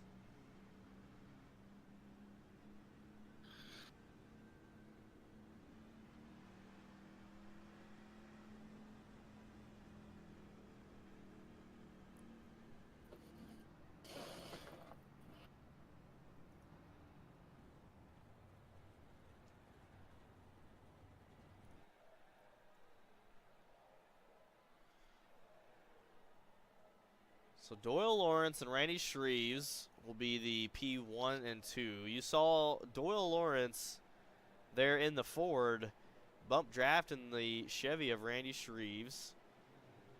Randy Shreves out of Springfield, Illinois, repping Illinois as the hometown there. So the pace truck lights are off. We're back double file, and we'll take about another minute or so to get back to the green flag racing. Very big track. It takes a long time for these yellow laps to get over with. So maybe we'll get some green flag racing here. I know I can get bored pretty quick in a race car during a yellow flag.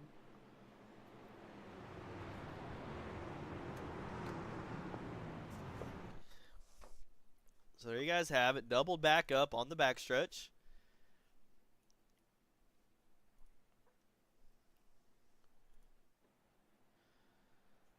Beautiful, beautiful pack of the Craftsman NASCAR series trucks here. Chevy, Fords, Toyotas.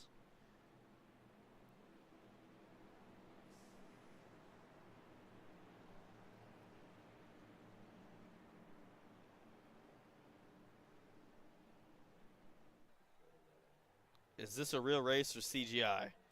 Richie, this is iRacing, so this is a iRacing simulator or a game, however you would like to call it.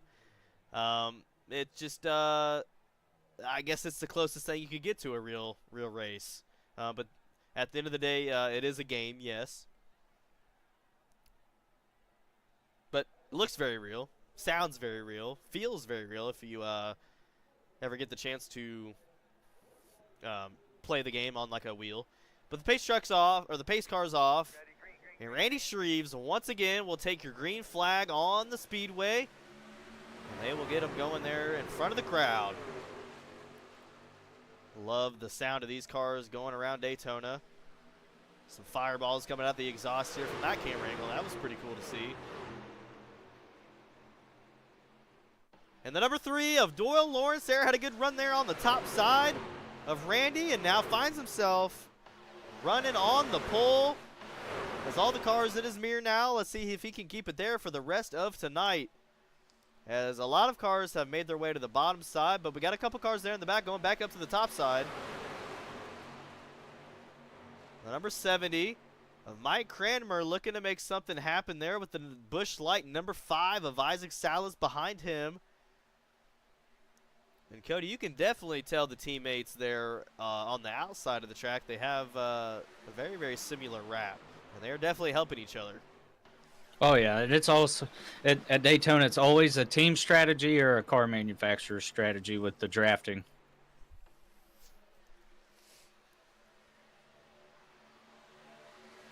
You guys, if you were tuning in to practice the pre-race interviews that me and Cody were putting on, you heard a couple different strategies, and the strategies from the Venom team, or not the Venom team, but the team after that, I can't remember the name, but them guys were saying, you know, just kind of hold in the back of the pack and then kind of strike within the last 15 laps or so. And then the team that we interviewed after that basically said the same. They're going to wait till the last 15 laps, kind of hang in the back. Then we interviewed Bill, and Bill He's driving with one hand right now, and he said he just is going to try to finish. And I think that that's the strategy that really everybody needs to have here. As we have the number 5 of Isaac Salas moving back a lot of spots as he lost it all there on the top side of the racetrack. So Mike Cranmer there in the 70 car. On the bottom side, got plenty of cars behind him helping draft Cody, we got a lapped car. We have a lapped car in front of Mike. So this might change things up here, Cody.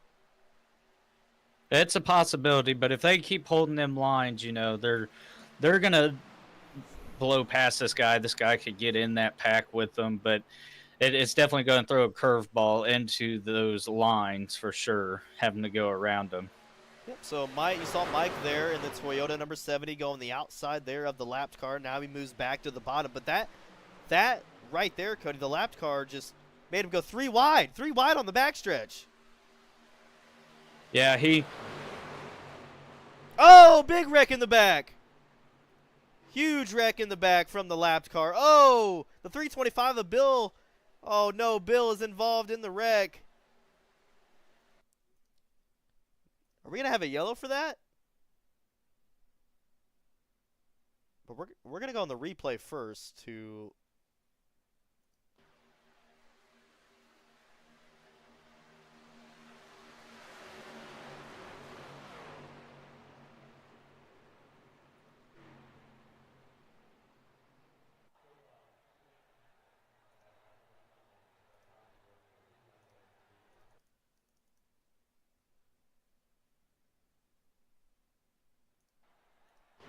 So, are we still live, Cody?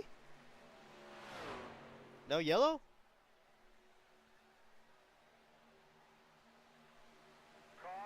There's the yellow. Okay.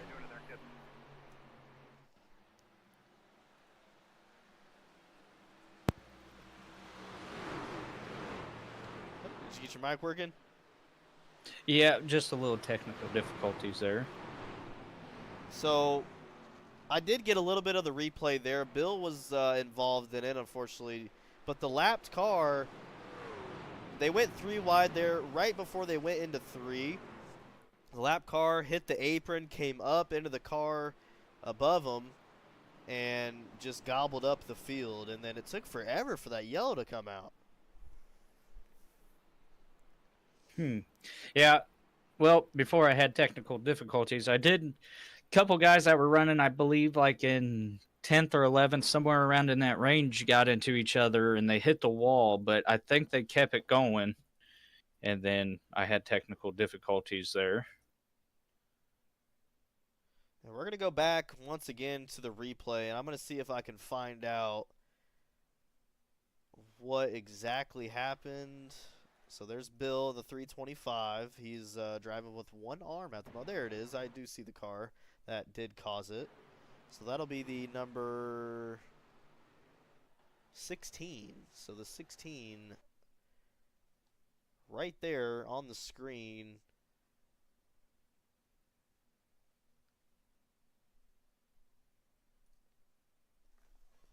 Number 6. Sorry, folks, there is no 16, but the number 6.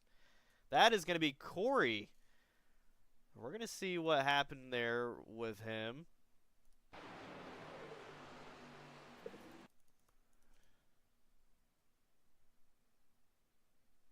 All right, here is exactly what happened for the reason for the caution there. You see him go 3 wide here. The number 6 gets into the 75. The 75 goes up the racetrack, hits the wall, comes down on the 6, and then gets collected there by Bill in the 325. So not that bad of a wreck, but a few cars are definitely going to have to take pit lane and get some repairs.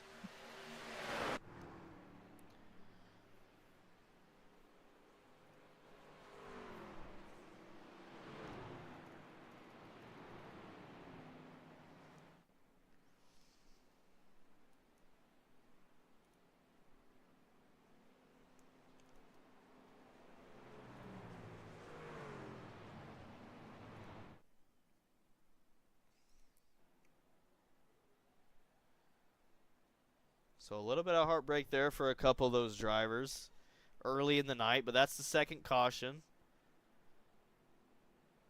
A lot of laps to go.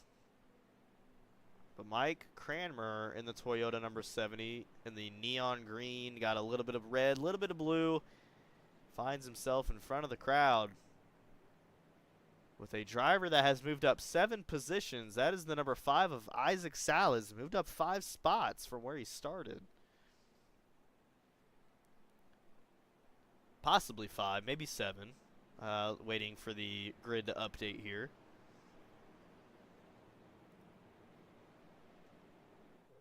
I believe Cody is having some technical difficulties there with the mic.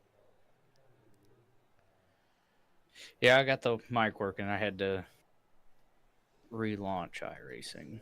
Oh, okay.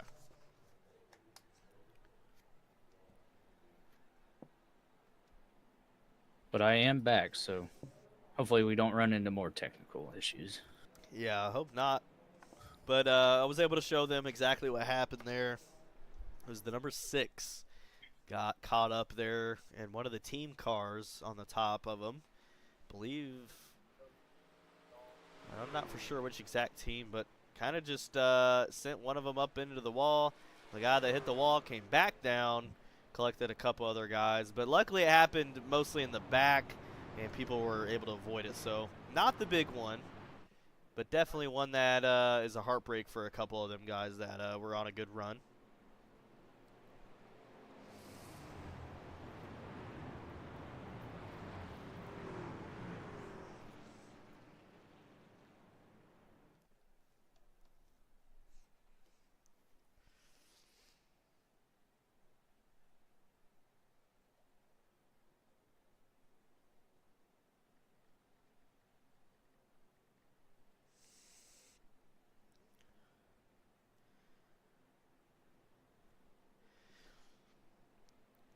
All right, they're back double file, and the pace car, guys. It's not a truck; it's a pace car. Has got its lights off, and he's going to be making his way into pit lane, which will mean Mike Cranmer will take the green flag out of the second caution here at the Daytona 500. And we'll see if he can keep his Toyota out in front.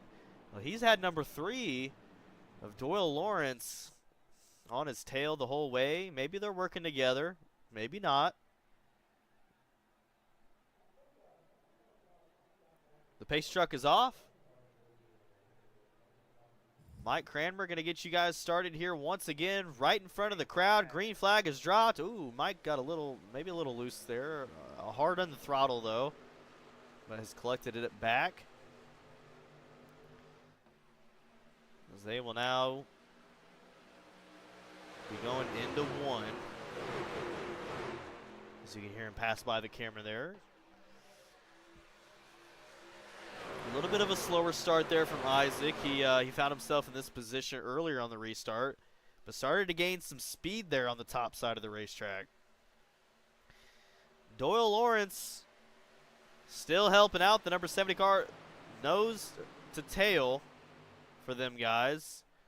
Right behind them, the 747 there of Roger Craig out of Brantford, Ontario. He's had the 56 of Randy Shreves behind him. Randy Shreves was trying to make a move there on the outside of Roger, but Roger blocked him off, so didn't make that happen. As now you have the top 5-6 cars, top 7 cars even, running the bottom line, drafting each other. A couple teammates there helping each other out on the top. We'll go to the back of the pack. Maybe we can see some action back there. So we got the number 36 of Barry Goldner out of Aylmer, Ontario, another Canadian driver. He's going to be finding himself on the inside of the track in the 9th position. He's moved up quite a bit. He's got the number 9 of Brian Lawson looking to make a move there on the bottom side as Barry moves up to the top of the racetrack. Now I'm going to allow Brian on the inside of him. Brian's there out of Stansford, New York. A bunch of names there on his race car, a bunch of sponsors.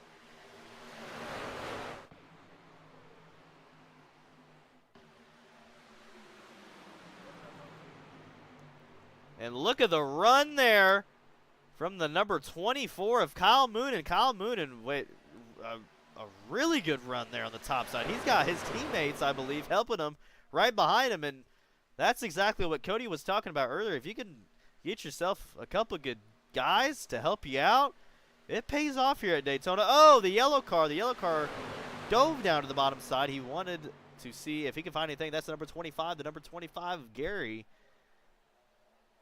With a really Now, yeah, go ahead. Kyle Gary. Moonen started 25th at the beginning of this race. He is now sitting second at the line. So he's gained 23 positions here since the beginning of the race. And then we got a caution come out. But yeah, that's a crazy hard charger there from Kyle Moonen. And he found himself up front now. He almost found himself in the lead. I think if the caution did not come out, give Kyle another lap or so on the outside with the draft that he was getting, he would have been making a pass there on Mike for the lead. But they're going to slow it down. This is the third caution of the night. They're going to slow it back down here very momentarily. If Cody can get any info on the caution, he will let us know.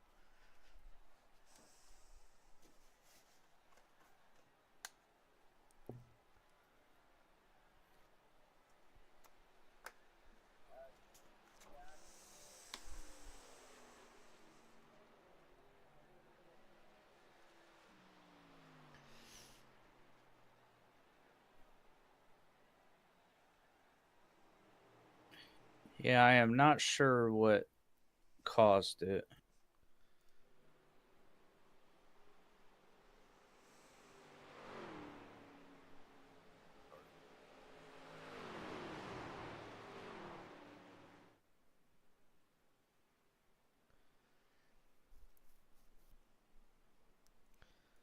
We're going to get them stacked back up. They've caught up to the pace car now.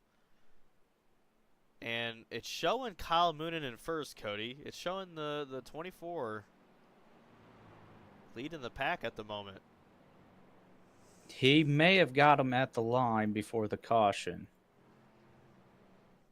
I'm going to guess that's exactly what happened because I thought they was going to give it to the number 70 of Mike. But that's going to be a negative as Kyle has the pack in his rear view.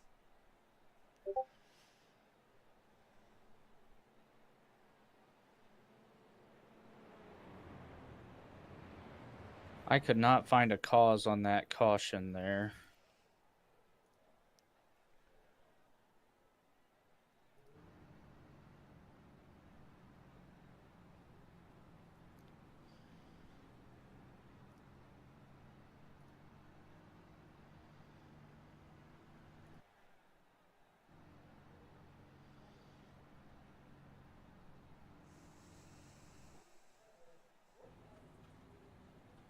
So a couple guys in the pits right now as we go on board. Quite a bit of guys in the pits, actually. So Colin Johnson, 13, out of New York, has taken the pit. He's had basically half the field take the pit there. So, Cody, was that because of the wreck, or is it time to pit for some of these guys? Some of them might be trying to do the gas strategy early on. You know, they're probably going to need a couple pits there to be able to make it, you know, towards the end, because, you know, there will be a couple more cautions, especially towards the end, everybody battling to get that position out on the track to win this race, to get themselves in that range of being able to pass everybody for the win.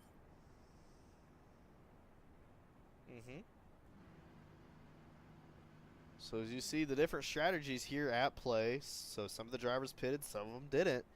So we're going to see how this affects some of these guys here as we are getting closer and closer towards the last few laps.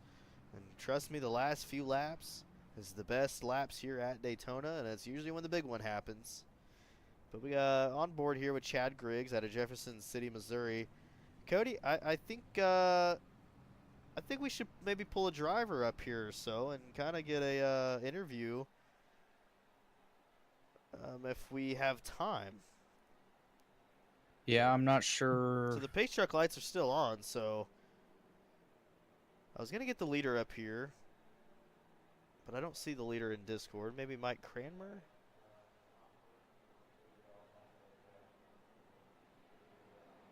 Yes, we do have the number 70 and Mike. We're going to move Mike up here, okay, Cody?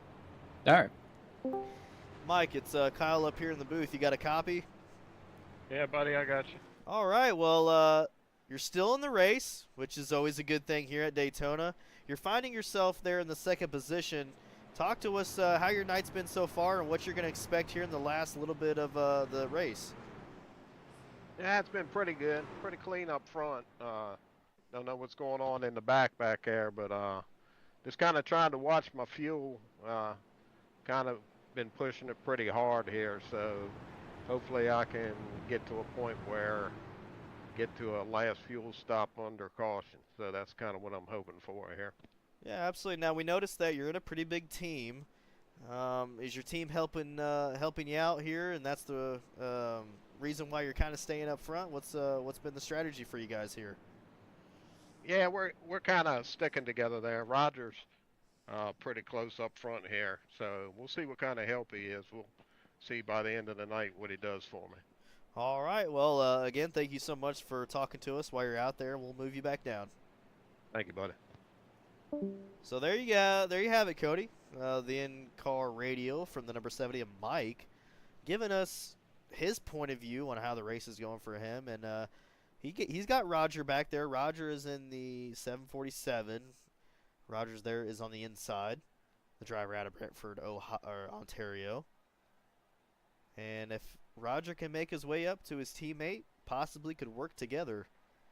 But Absolutely, and that's the strategy with Daytona. You gotta stick with your teammates or car manufacturers at Daytona. so, Cody, you think that Mike not taking the pit there, is that going to hurt him or help him? If it's a team strategy, it may help. They may all go at once, and they'll be able to build that draft pack back up. And the green flag out once again after the third caution here at Daytona. And Kyle Moonen going to start you guys out. As I believe it almost looks like his teammate right there behind him, but it's just a similar scheme.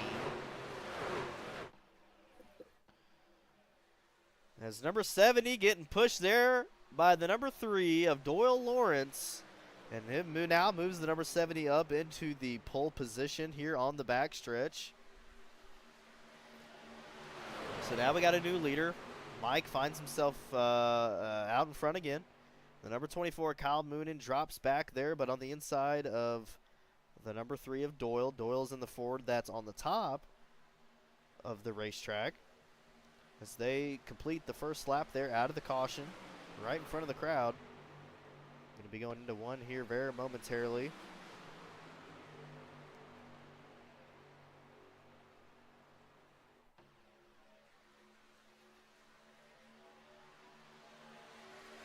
We got a three wide battle in the back, Cody. That's going to be with that was Bill in the 325 there for a second. Found himself the donut in a 3 wide battle. That's again the 325.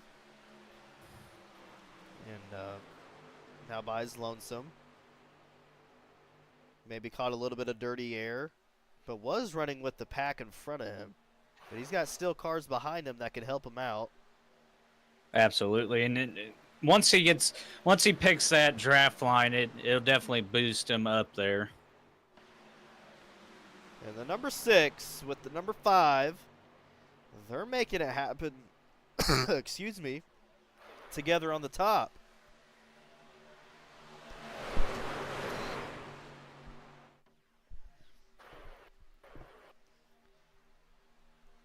Always a good view there from this camera from the backstretch. Excuse me. I need to get a drink of water. Cody, if you want to go ahead and take over for me.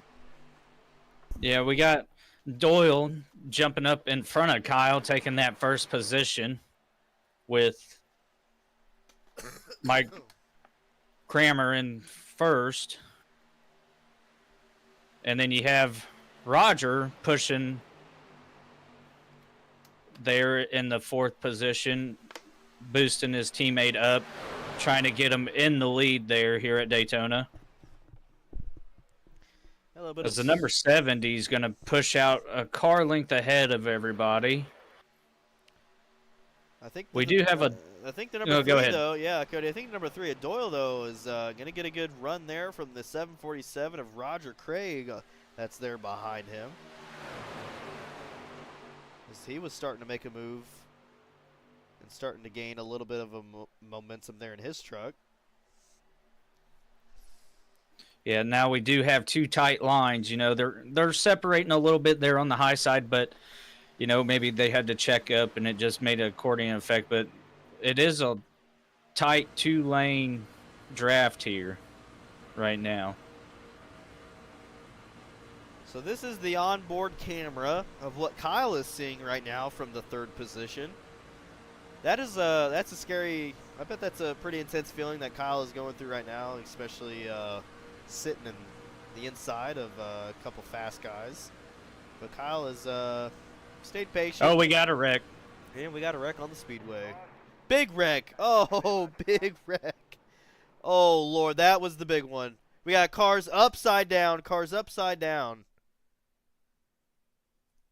Oh, no, Cody. The big one happened early. Yeah, and that happens here at Daytona.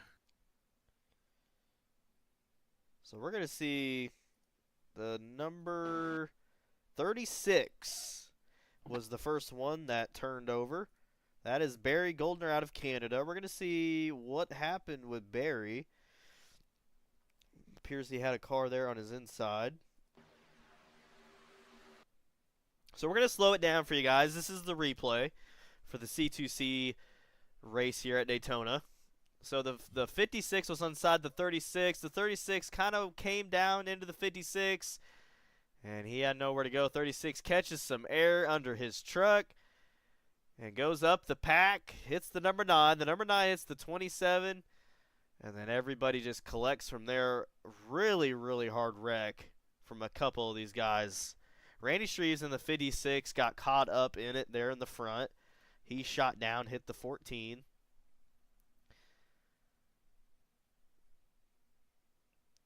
And there it happens right there, the big one at Daytona. Early, we got a car on its lid. Oh, jeez, if this camera angle doesn't do justice, I don't know what will. Really hard wreck from the 36. That car is most likely going to be done for. Yeah, he barrel rolled a couple times there off the corner. Definitely a hard wreck there. But it is Daytona. Just because one big one happened don't mean towards the end the big one won't show back up. Absolutely. There's no doubt about that. As I wasn't expecting it to be this early. But again, it's Daytona. It can happen anytime. We'll go back live and kind of check out who has maybe made their way out of the wreck. So Barry Goldner there in the 36 was able to take his quick repair as he's made his way back out onto the track. That was the one that was tumbling like crazy. But that's the good thing about iRacing. You get second chances sometimes, and these guys are going to – some of these guys are probably on their final chance. And Hollow in the chat, yes, it definitely kept it going. Yeah, your boy Code A was able to miss it. As Chad Code A in the number 11, the Chevy, that's the green car. He made his way through there. So some fans in the stands there for Chad.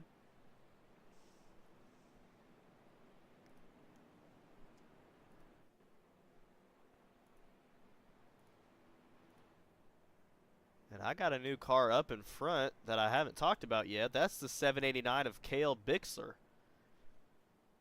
He found his way up front.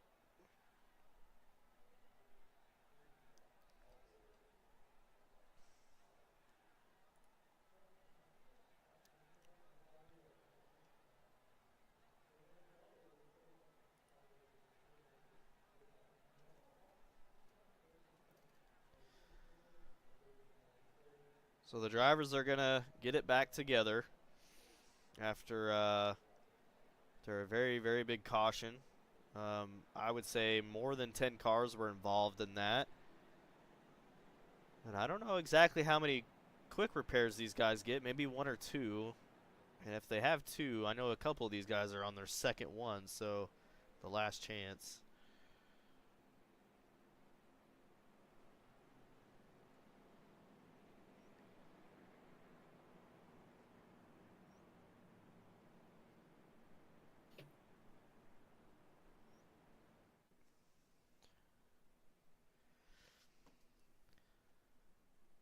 All right, pace truck lights are off.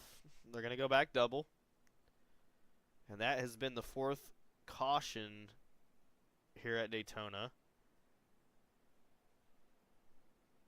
Yeah, and we're about halfway, so a lot of these guys are going to start pushing now to get up front and get in that position. Yeah, the time is coming where the moves need to happen. But look at Mike Cranmer in the 70 car. He's found his way towards the back of the pack, unfortunately, as he was up front leading quite a bit. That was the guy we talked to. And it's not over yet for Mike. Mike there in the Toyota. He definitely knows how to drive that car around here, and we'll see if he can drive around just a couple more cars to find himself where he was. He's got the Wonder car on the outside, and that's the 83. I love that wrap, Cody, the 83 of Brandon Dittmer. Absolutely. It is a good-looking truck there with that wrap on there. Yeah, definitely good looking. Pace truck, pace car. He's going to pull off. And Cale Bixler going to start you guys out for the 4th caution and the 5th green flag of tonight. There you guys hear it from Race Control. Green flag on the speedway. 789 with a good start there. I got him as a rookie, Cody. We have a rookie leading the race. You don't see that very often. No, but at big restrictor plate tracks like this, a lot of times the rookies can get up front like that. They definitely make it fair. And there you have it. They're already starting to line back up, back in the draft, back into formations. And we'll see if Cale can keep it out front, as he's got a plethora of cars behind him, teammates behind him. And I don't believe Cale is a part of a team, so he's really going to have to work hard to take that Chevy and keep it up front, as they now are just thundering down the front stretch here at the beautiful Daytona track in Florida. Again, they just ran here in real life. If you guys missed that, they had the ARCA cars and the next-gen cars. And William Byron, Cody. William Byron with a second-time win. What is your thoughts about the kid making a 2-time win at Daytona? It's all about the strategy, I like watching him race, and he's just like us. He started with iRacing, actually, and he got his own car, and now he's in the big leagues in real life. Oh, we got Rick, we got a wreck. There's another big one. Oh, no. That was all the leaders, Cody. Yep, all the fast trucks just got up into that. Oh no, that's going to change absolutely everything here. The number 70, again, the car that we talked to earlier, had the strategy to wait towards the end to do something, but we just saw him do something. Well, I'm watching the replay. The 789 came down, hit the apron, bounced back up into the 3 and number 70, and he clipped the number 3, and it just sent him all around there. Ah, okay. So maybe nobody's fault. Oh, no, okay, the 789 got up into the 70. Yeah, he hit the apron, it shot him back up the track, and it just accordion right there. Yeah. So the rookie that was leading your guys' race has maybe made a little bit of a mistake, and again, that's just being new, and caused all the leaders to just pile it up there into the top of the turn. Roger Craig was the one involved. A lot of damage to his car. Oh, he got smacked again by the number 11. So that's going to be a bad event there for the 747. We'll see if he can get it repaired though. But just look at all the damage to the cars. Once again, I think this was in the same spot as the last caution. Yeah, pretty close. So there you have it. We'll go back live and we'll see who is going to make it out. And we're going to see who's now leading the race. And if we can get the leader of the race at the moment, we'll get him in the booth and see what they have to say. But a lot of cars in the pits right now. A lot of cars making their way there. But I got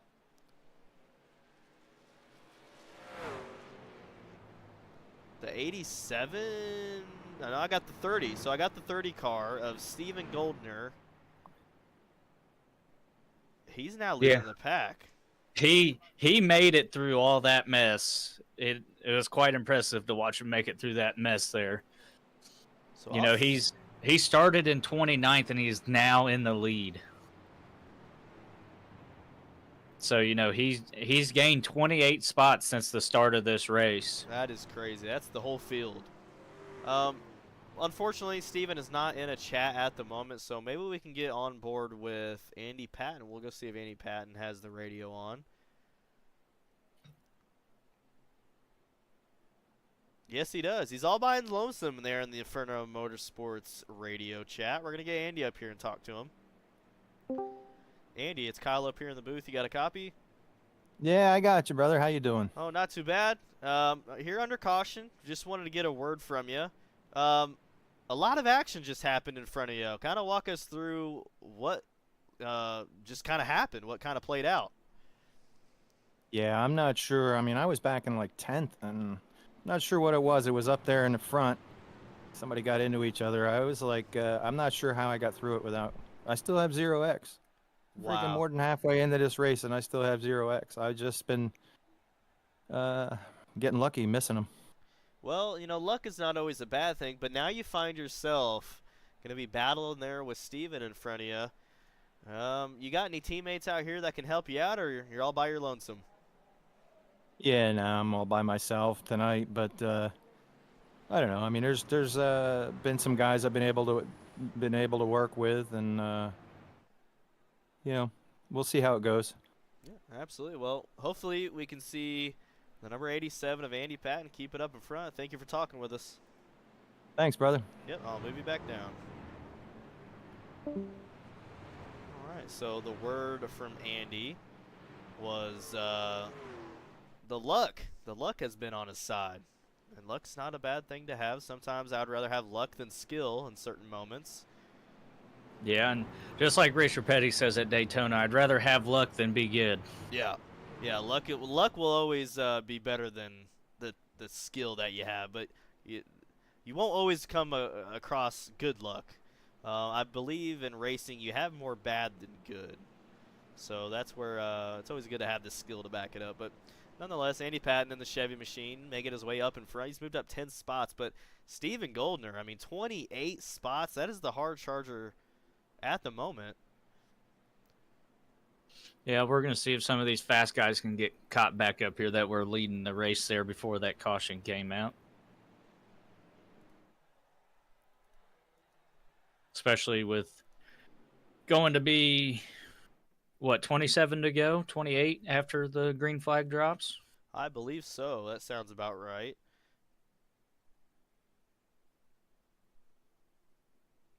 All right. Pace truck lights are off. The drivers are back double.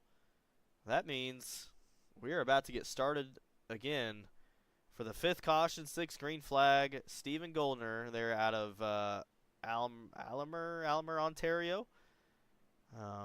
We're gonna see what Mr. Goldner can keep it going, because he's definitely had some good luck and some skill to be able to move up 28 spots. That's he's definitely already had to dodge wrecks. But now he's got nothing in front of him at the moment. Well, something happened there with the 87, Cody. Yeah, the restarts have been a little funny with the trucks. They all get spread out here off the restarts, but then they just all get in a line, and boy, they catch right back up to each other. I'm not sure if he spun tires or what was going on there. I'm not sure, but he gained it back, which third is not the worst spot to be in. Yeah, now you got the pack catching back up once they got into them lines. So Stephen Goldner, Brennan Lacey, the two Toyotas out in front. As the cars. Oh, we almost have a wreck here. Yes, we do. Big wreck again. The 325 of Bill Codler once again involved. Oh, it hit the Wonder Bread car. Oh, no. I believe they're going to keep it green, but I'm going to give you guys a replay on what happened with Bill, because Bill has been involved in just a couple wrecks tonight. I don't know if it was his fault, though. The 888 was on the outside of him. Oh, there's the 888. The 888 all over the racetrack. Came back down to the 325. Bill, heartbreak for him, man.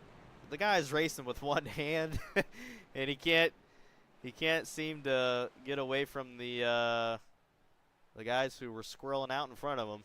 So heartbreak there. But we're still green. So we're gonna go Yeah, back I think up they all collected it back up together. So we got some teammates up in front, Cody. Steven Goldner, Brendan Lacey are the two Toyotas, and they're on the same team. And you can definitely see the perks, what they have going on here. Absolutely, and you know, they're trying to get these lines formed, but with these trucks, they're very light and swirly, so it's not like the next gens where they can get right up there and keep a hard line. You know, these trucks are a lot more swirly than a next gen car, so it's all about handling the car when you get in them drafts and start pushing. And we now have three teammates up in front. Barry Goldner, I mean, okay, Cody, this right here should explain being teammates with people. Steven, Brandon, and Barry, that's your top three. Each of them, Steven has moved up 28 spots. Brennan, that's in second, has moved up 25. And their other teammate moved up 21. But yeah, they all started in the back. I believe they all decided not to qualify to start in the back. Yeah, and it's that I guess the strategy kind of worked. But 70 of Mike Cranbrown has now had a good run there on the top side. He's got help from the number 3 Doyle Lawrence. They have been helping each other all night. But Mike is going to move down to the bottom side. He had help from the number 3. Oh, we're going to have another wreck possibly, Cody, as we go almost 3 wide. They're going to keep it together. Yes, they will. Yeah, he hit that apron. Once you hit that apron, you know, these banks are steep, so it's going from steep to flat instantly. So when you hit that yellow line and hit that apron, it just makes the car swirly, and you got to collect it. If not, it's going to cause the big ones again. Yeah, and it's hard to collect. You know, I think you've had experience in the apron before. It can be hard to collect. Absolutely. Love this camera angle right here as these cars go flying by with a caution out on the speedway. Not really sure what that was for.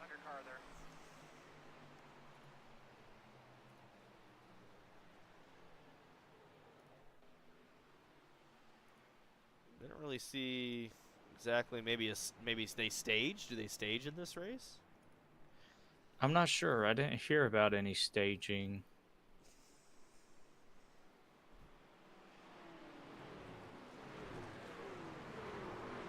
Barry Goldner, he was running up front with his teammates and now moved back all the way to 9th. With Mike Cranbrown out in front. He had a really good run there. Him and Doyle Lawrence were really helping each other out, and Mike had the run that he wanted, so he moved back to the bottom, which put him in the lead, and really smart move there by Mike. Yeah, I am not finding anything on that caution there. Not sure what happened there.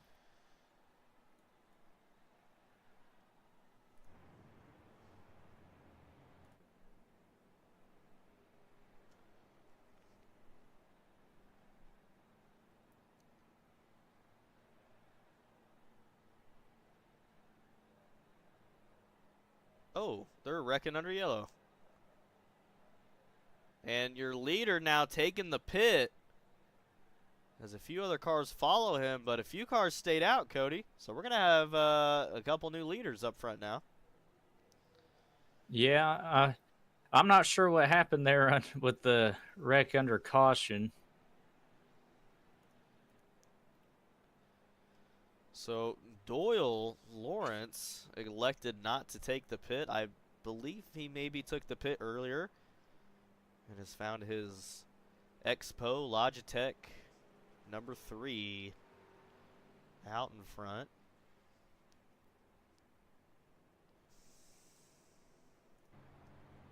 Couple teammates here, Kyle and Brennan, helping each other out. And they're all white and red, black Craftsman. A couple other sponsors there, Chevys.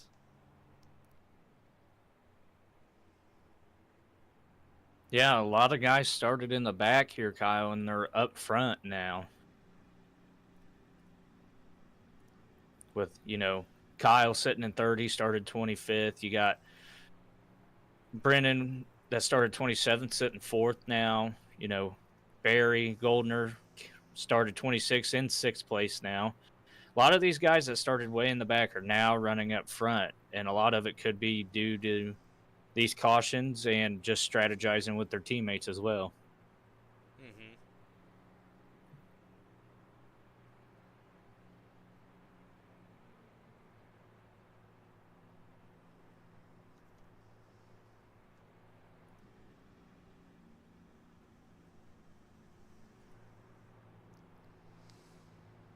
So the couple teammates that we got the camera on, Kyle Moonan's rear bumper camera showing off the Toyota of Brennan Lacey in the 414. A couple of those guys ran pretty good in the pro late models, so if I was a part of their team, definitely not mad or unhappy about their runs here tonight for both of the races, as they have been up front, or at least found their way up front towards the end. So they're doubled up, 1 to green. Doyle Lawrence, your new leader. Kyle Moonen on the outside of him. We're going to go back to your TV camera to give you guys a good look at the field of cars.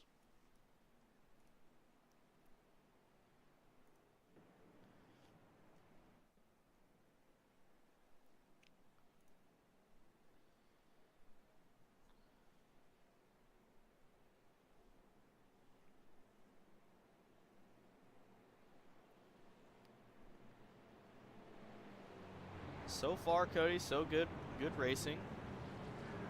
Is this what do you think so far of the trucks? We had the chance to take a look at the NASCARs. Are the trucks on the same level? Any better? Any worse? It's just like real life here, Kyle. The trucks always have more cautions, I feel like, and I do think a lot of it's because they are a little bit lighter. They are a little more swirly to drive. I still enjoy watching them every once in a while just because, bad to say, I do like watching it because of the cautions for the truck series. I don't know too many drivers' names in the truck series like I would in the big league, but, they're all fun. It's just I always think trucks have more cautions because they are the swirly cars to me. And they're long. But they're longer and, it's not easy to handle, especially at shorter tracks like Bristol, they'll run out of fuel if they have too less of fuel going around the banks because all the gas shifts over to one side. So, they're a lot different than the next-gen cars for sure, but they're still fun to watch. Oh, definitely fun to watch. Hollow still cheering for Chad Cody. Chad Cody moved up 17 spots, finds himself in the 11th position. Green flag is out for Doyle Lawrence there in the number 3. Not too bad of a start there for these guys. And we'll give them here basically until the backstretch to make it happen. It just takes them a little bit to get where they want to be. The restarts are a little weird in the trucks, I've noticed, but they're on the backstretch, and now there it is again. They're going to be in a single file formation on the bottom and a single file formation on the top. And Cody, how many laps do we have to go here? I believe just a little under 20. Just under 20, okay, because I think once they go past this, it'll be about 18 to go. okay, yeah, they just give me a lap or a time. They don't give me any laps. Yeah, we're sitting here on lap 43. Okay, all right. Well, yeah. So yeah, we'll have to have Cody keep us updated here on laps. So 14 there got a little squirrely. That's Brennan Lacey. Almost lost it there on the bottom side, getting a little bit of a fender from the number 3 at Doyle. Doyle moves back to the second position. You got the 70 of Mike Cranmer making his way up to the third position. On his top side is going to be Kyle Moonen.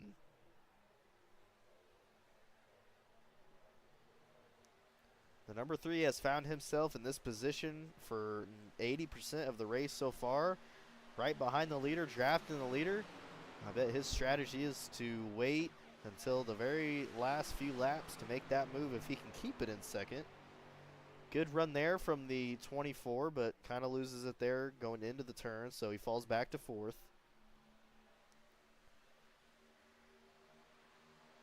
And number 3 searching around, went over the yellow line a little bit. He is getting ready to pounce there on the 14 of Brennan Lacey. Brennan doesn't have a teammate all the way back really until the 5th, 4th, 5th, 6th positions. But his teammates are working together back there. So maybe if they can keep it going as they did earlier, because they came from the back to the front. And now one of their teammates is in the front. Yeah, if these guys could hold that line consistently on that top side, they would definitely be able to move past these leaders here, just like the 70 saw that 24 car was getting a run. So now if they could stack these cars up on the high side here, they can definitely get a run on these 2 leaders out front. We're going to get the camera on some of you drivers in the back. I know that we got family and friends watching. So 75, Steven Bixler. He's making his way through the pack. He's up 7 spots. He's in the 13th position at the moment. Out there, the hometown of Lacona, Brandon Dittmer, the 83. He's in that Wonder Bread car, I believe. Yes, he is. So, personally, my favorite wrap on the racetrack right now, Brandon. Looking good. We are going to have Mike Kramer of the number 70 taking the lead now, jumping in front of the 14. So new leader on the racetrack, Mike Kramer there on the inside with the 24 of Kyle Moonen on the outside. So they're side by side through the turn.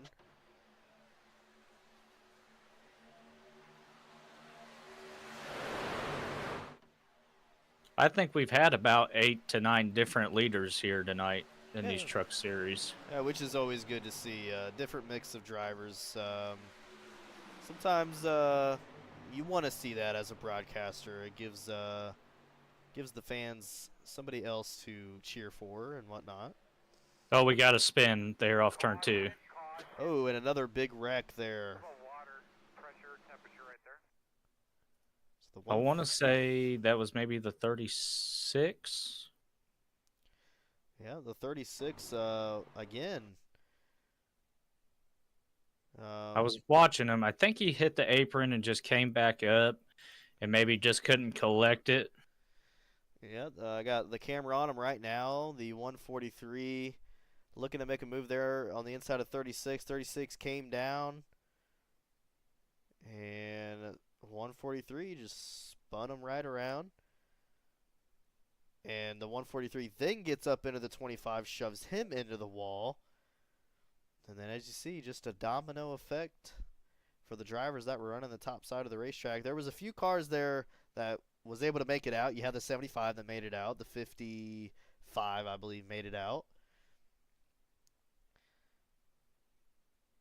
But unfortunately, for the last 3 or 4 cars that you see right here involved, and we'll have to take a pit.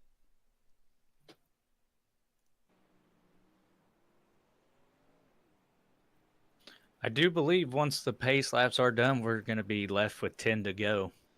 10 to go. This should be about the time. If I've learned anything from what Cody has taught me, this is when you want to start making those moves.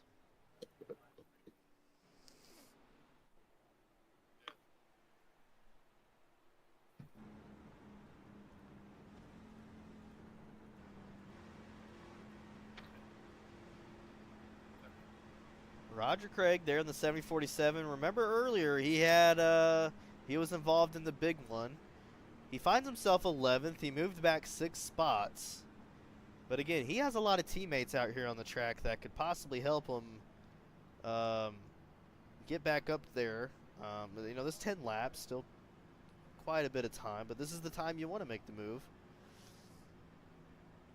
And it looks like Mike Kramer's going to stay out. And it looks like Kyle Moonen and Brendan Lacey went in teammates. I believe that they're either low on gas or maybe they're trying to stay full on gas, even though it is 10 laps. But most people are, if there's a caution, you know, most people are going to maybe need to get gas before the end of the race. Yeah, so quite a few cars there in pit lane.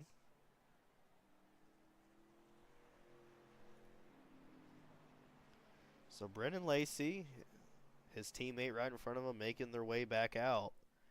So the 36 of Barry Goldner was able to get it repaired. The driver there out of Aylmer, Ontario. And they exit pit lane back onto the track for those 2 teammates. So not over just yet for them.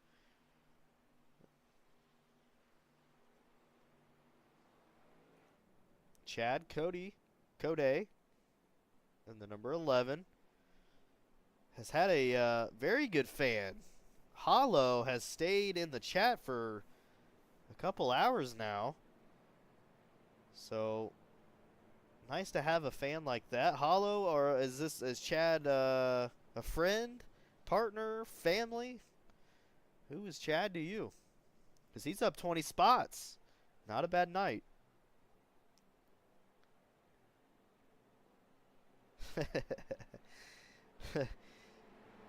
Always good to see people happy when I get the camera on their on the driver that they're cheering for. That's why I always ask the chat who they're cheering for, and so I could put the camera on them.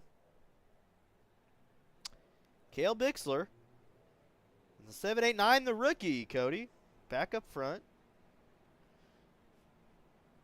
Yeah, and some of these guys didn't pit, so maybe they think they're good on fuel, good on tires. Maybe that's why they didn't pit. And some of these guys pitted maybe to, you know that they do have enough. Because, you know, at Daytona, the last 10 laps are always where the most cautions happen because everybody's trying to gain that position to get up front and win this.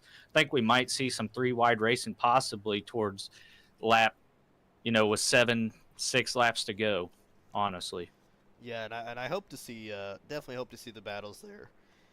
But nice to see the rookie back out in front. Now, Cale did have to take the pit earlier, so maybe that's why he didn't have to take the pit this time, because he wasn't involved in that caution earlier. So maybe the bad spell has turned into something good.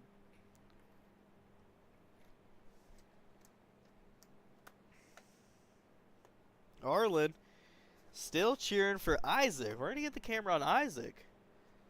Isaac has kind of been all around the racetrack here. He's been in the back, been in the front, been in the middle, but finds himself 3rd right now in the Busch Light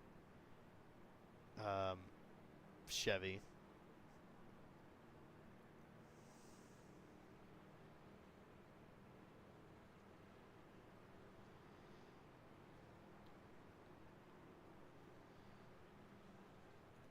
Pace truck lights are off.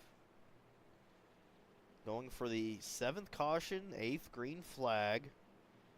So quite a bit here just in a 60 lap race.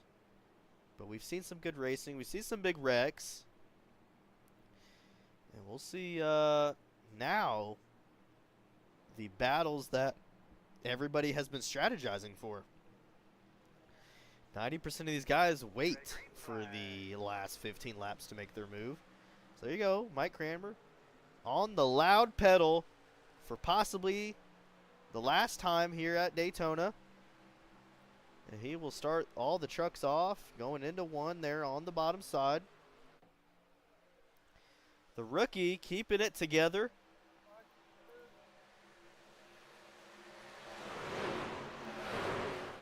As we are 4 wide down the backstretch, I believe. 3 wide. And they get it back together. That could have been a fun one. The Wonder Bread car, the 83, Cody, looking to make a move there on the last few laps we got here.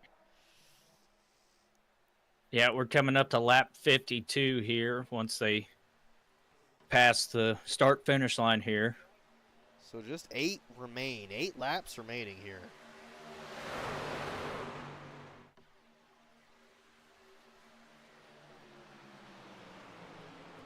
Mike still out in front in his Toyota.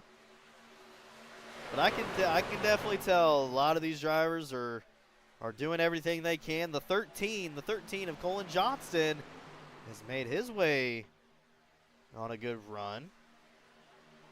He's there on the top side of that Wonder Bread car. That Wonder Bread car is Brandon Dittmer in the 13.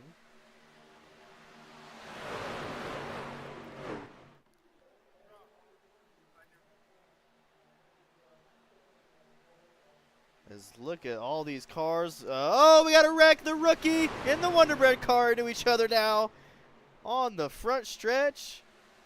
He came back up. He came back up. Yeah, and he took out 2 cars with him. Caution out, caution out. That will put us at lap 53, so it may be a green-white checkered here after the pace laps.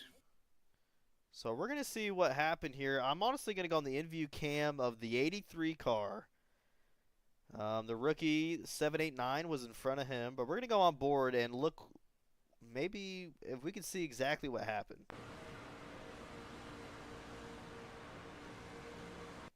So the 789 car moved up to the middle side of the racetrack. They're coming out of 4.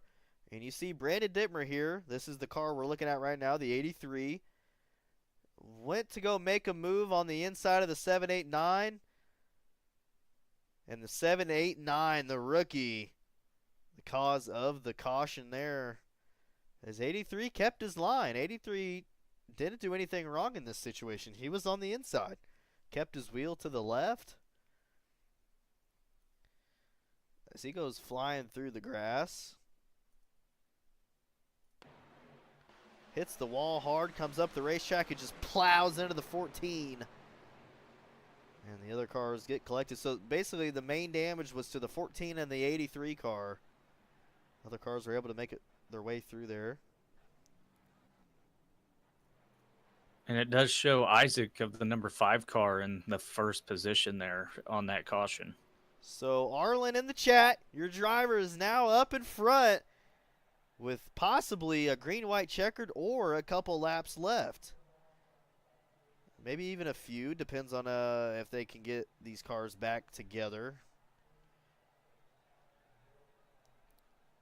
So another new leader. Isaac started 9th, moved his way up to first now. Was kind of running their top 5 for a while. And the cause of the caution made a move into the first position. So the Chevy is now leading your guys' Daytona race.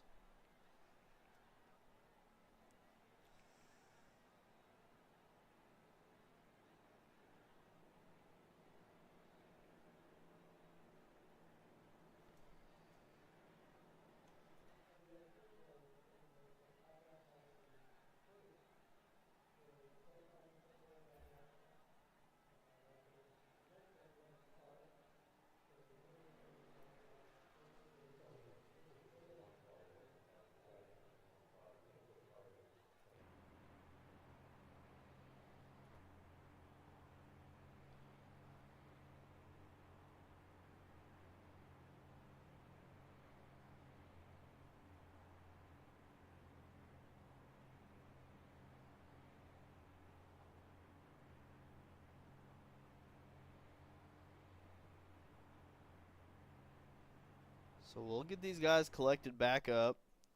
For single file, looks like we'll be ready to go green flag racing back very shortly. And this is the time to tune in. This is the time to share the stream.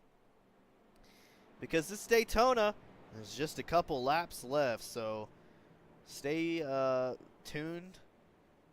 Because once that green flag drops, all hell will break loose for the C2C Speedweek here in the NASCAR Truck Series.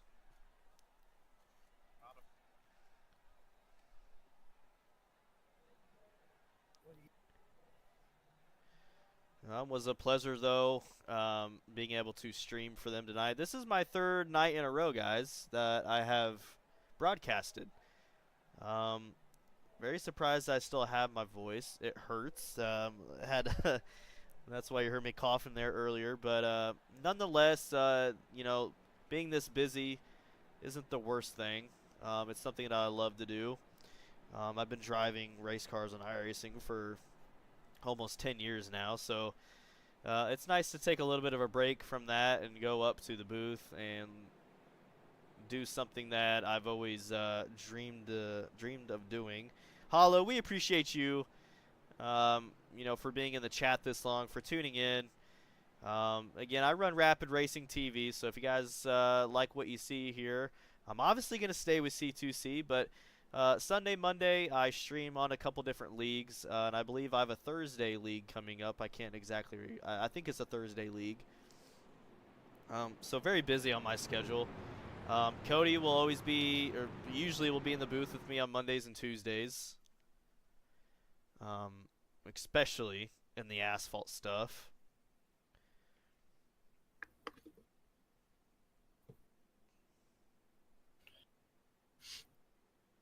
So it won't be a green-white checkered with the pace car lights out, Kyle. We are on lap 56, so we'll have a couple green flags before that white flag drops. All right. Now is the time to drop the hammer. Now is the time to use that strategy that most of these drivers had.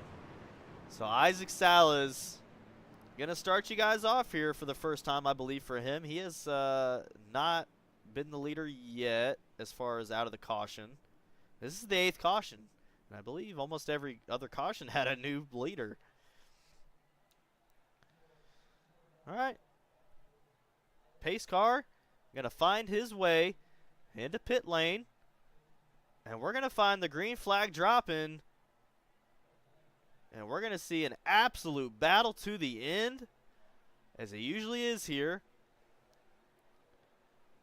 Lights out. Green flag there on the speedway. These guys are going to get them going up to speed through the gears.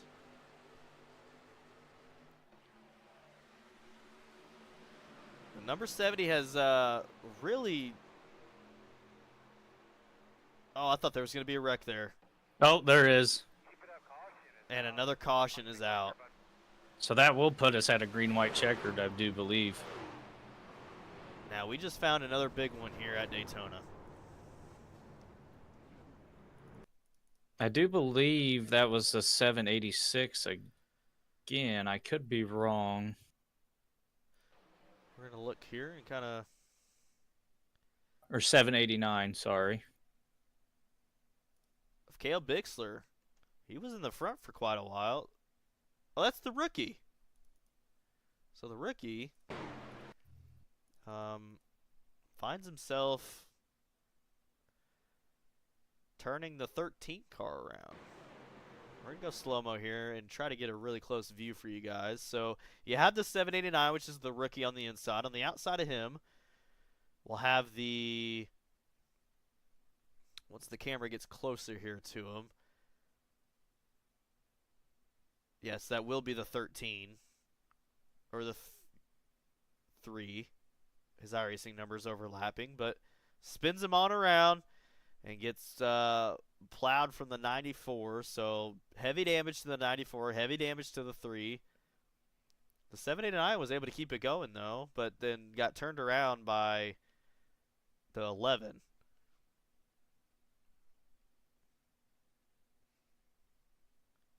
And then you see from this camera angle just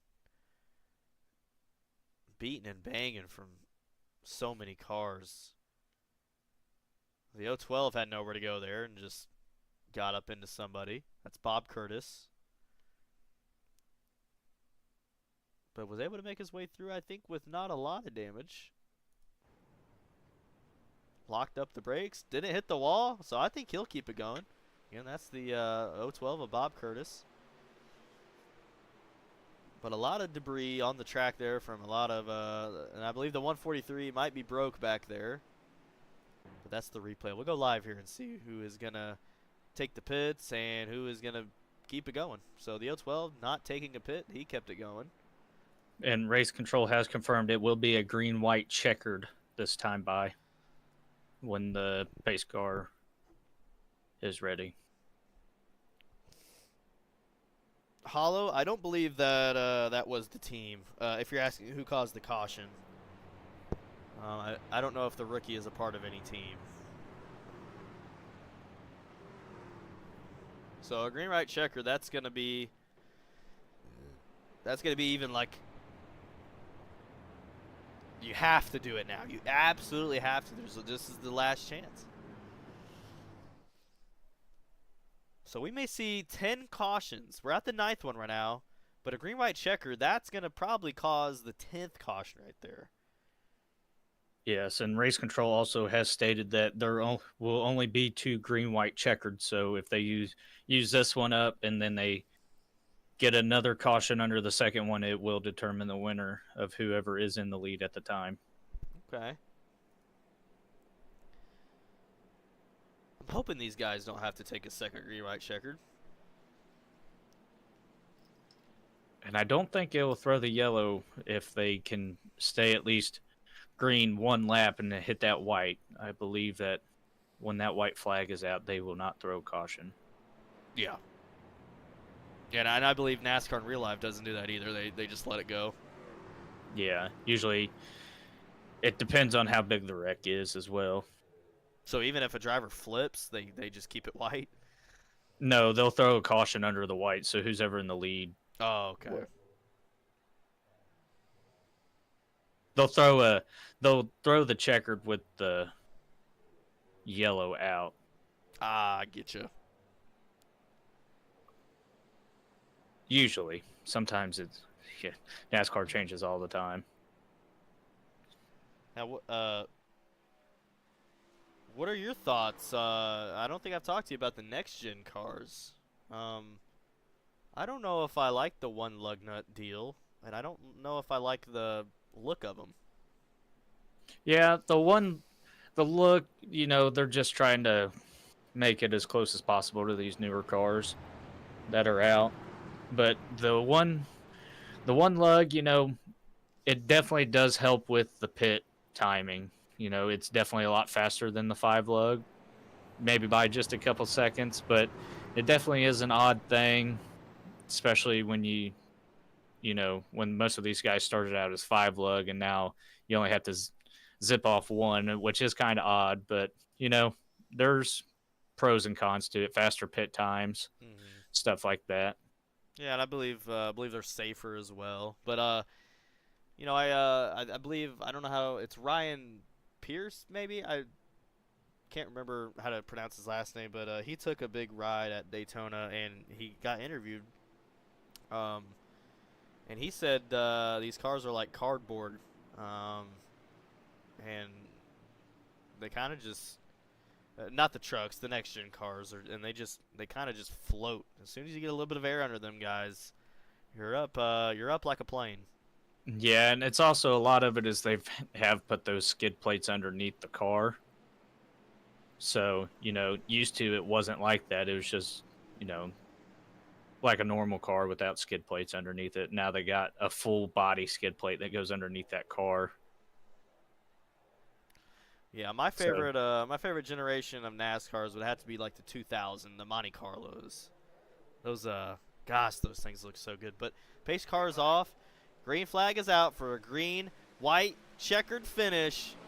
We're going to see if Isaac can hold it off here, as they're already 3 wide there down the front stretch early.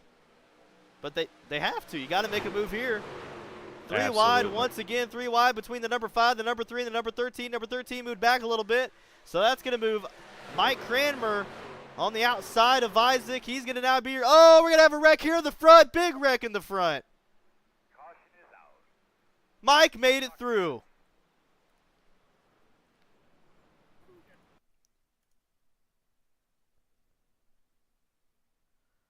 The 3 wide battle there turned into a very big wreck.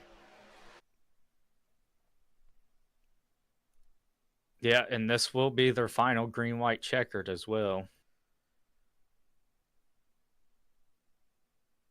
10 cautions in this 60-lap race. And the number 5 just got clobbered by the number 3. There's 2 5 cars. Don't know what really happened there. Maybe it's just because it got 3 wide. It does. I do believe that purple 5 car. I believe that's his number. I can't really tell. Came up a little bit into the 3, and that just got him, clipped him in his left rear, and it sent him down into Isaac there.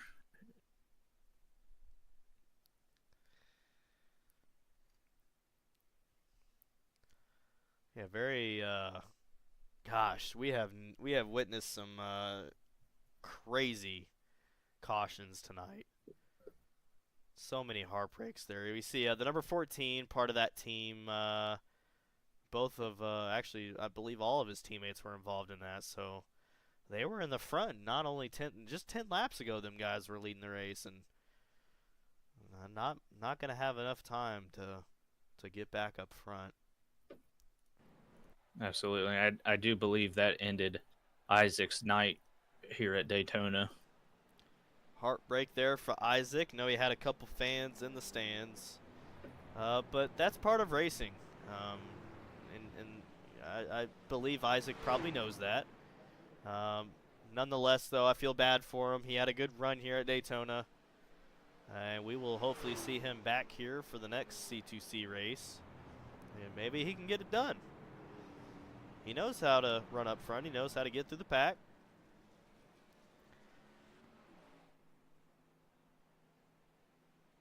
So Mike Cranmer wiggled his way through the caution. And he finds himself back up front. I mean, this guy has been all over the place as far as like the top 3, top 5 go. So he might find that his number 70 Toyota, the green, blue, red car that he's driving tonight, might end up in victory lane. Yeah, and another name we haven't really talked much about either is Steven Bixler. He's sitting second right now in that number 75 machine. Yeah, Steven Bixler. Yeah, not a name that we have called out too much yet, but might be a name that will finish podium.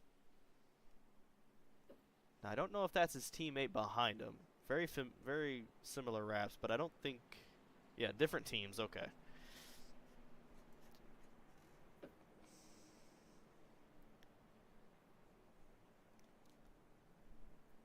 Another car we haven't really talked about tonight is the 56 of Randy Shreves.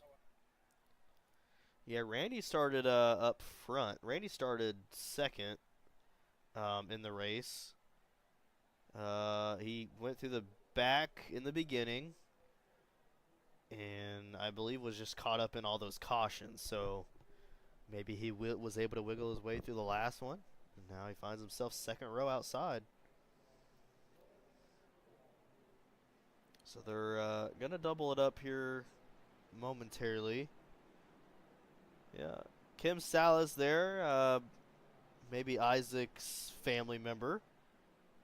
Yeah, definitely unfortunate there for Isaac. But he did run good. Nothing to hang your head about there. I want to thank, again, everybody for tuning in to tonight's racing action for the last almost 4 hours now. We have been watching Pro Late Models go around Volusia, and then we are now finishing off with the NASCAR trucks at Daytona. If you're new here, my name is Kyle. I run Rapid Racing TV. And then you have my co-host Cody, who likes to be in the booth with me Monday and Tuesday nights. But C2C has definitely put on a pretty good show here. I don't know maybe if they expected this many cautions, but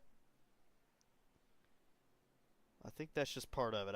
That's just something that you can't control as a league owner or an admin or race control or broadcaster, driver, no matter who you are in the racing community. Wrecks are going to happen. You can't control how many happen. Especially in a hard racing deal. But lights are out, double file. This is the last time that we will go green, white, checkered. We already went once.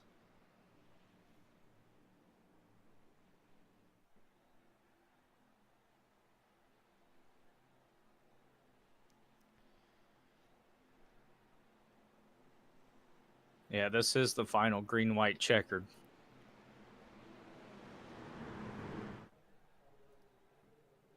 All right, pace truck off. The last green flag you guys are going to see here tonight for Mike Cranmer and his number 70 Toyota. Green flag is out.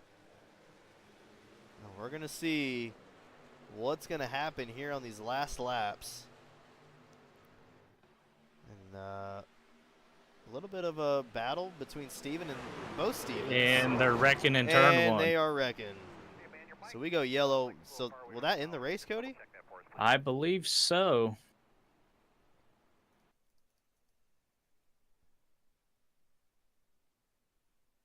So we'll get a replay on the screen here to see what happened.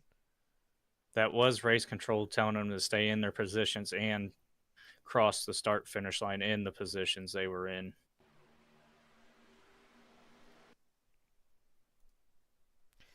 So the number 3 got into the 012. The 012 caught up into the wall, collected the Wonder Bread car, and there goes around the 3.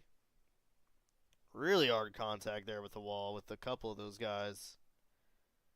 Couple teammates right there, as you see, the 24 and the 14. That's going to be the end of their night.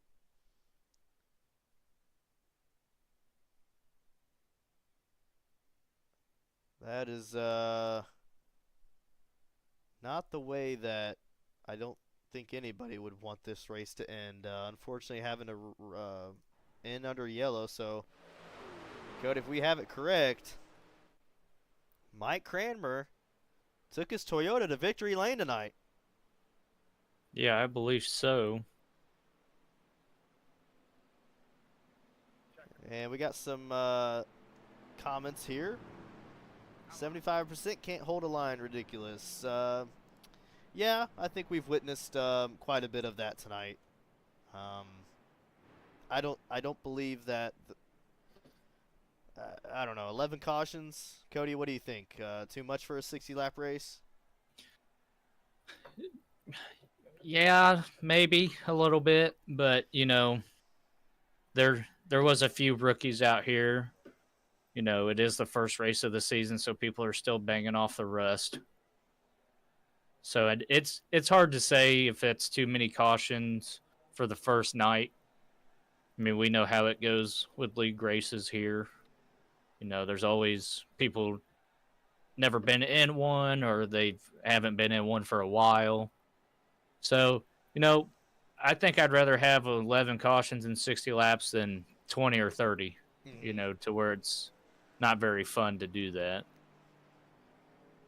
And there it is. The white flag is out under yellow. Mike Cranmer will be your official race winner here at Daytona. Took his number 70 Toyota to the victory lane. And what a good run from him. And the fireworks are going off there on the backstretch. Stephen Goldner out of Canada.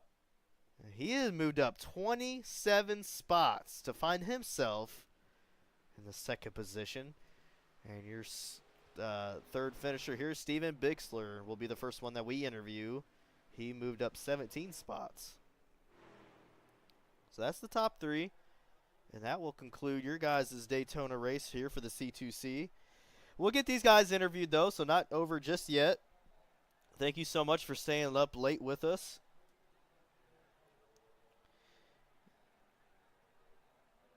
And Hollow, we appreciate your feedback there. Thank you for tuning in. We hope that all of you guys enjoyed the stream tonight, whether the racing action was good or not.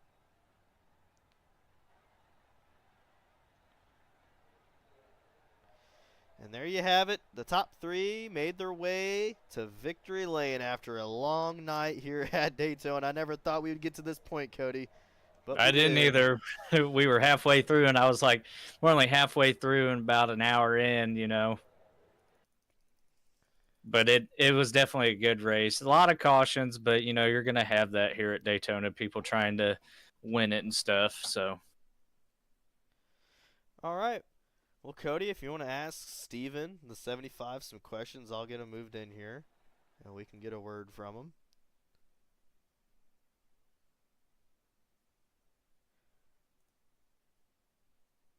All right. Steven Bixler, you are. All right, Steve, you got a copy? It's Kyle up here in the booth. Yeah, Kyle, I got you. All right. Well, Cody is my co-host here tonight, and he wanted to ask you some questions about your P3 finish. yeah, so Steven, walk us through what, you know, the strategy was early on in the race to get you in that position where you can get that podium finish. Well, just kind of stay out of the wrecks, you know, and even if I was running at the back, I figured sooner or later I was going to be at the front, and then I got to worried a little bit about fuel, and I came in and took fuel, and I figured if we had one more caution, I was going to be okay on fuel, and we ended up with 2, and I just idled around there in 4th gear and saved all the fuel I could because I couldn't have won another lap. So that's just what I had to do to make it work. Absolutely. And, you know, there towards the end, we had 2 green-white checkers. Was there part of you thinking that maybe you wouldn't have been in a podium position if we would have stayed green and, you know, them draft lines, they could catch up to you pretty quickly? Well, yeah, it was, you just had to be in the right line and everybody was pushing. And, well, when Isaac was leading it, we didn't think he had enough fuel left.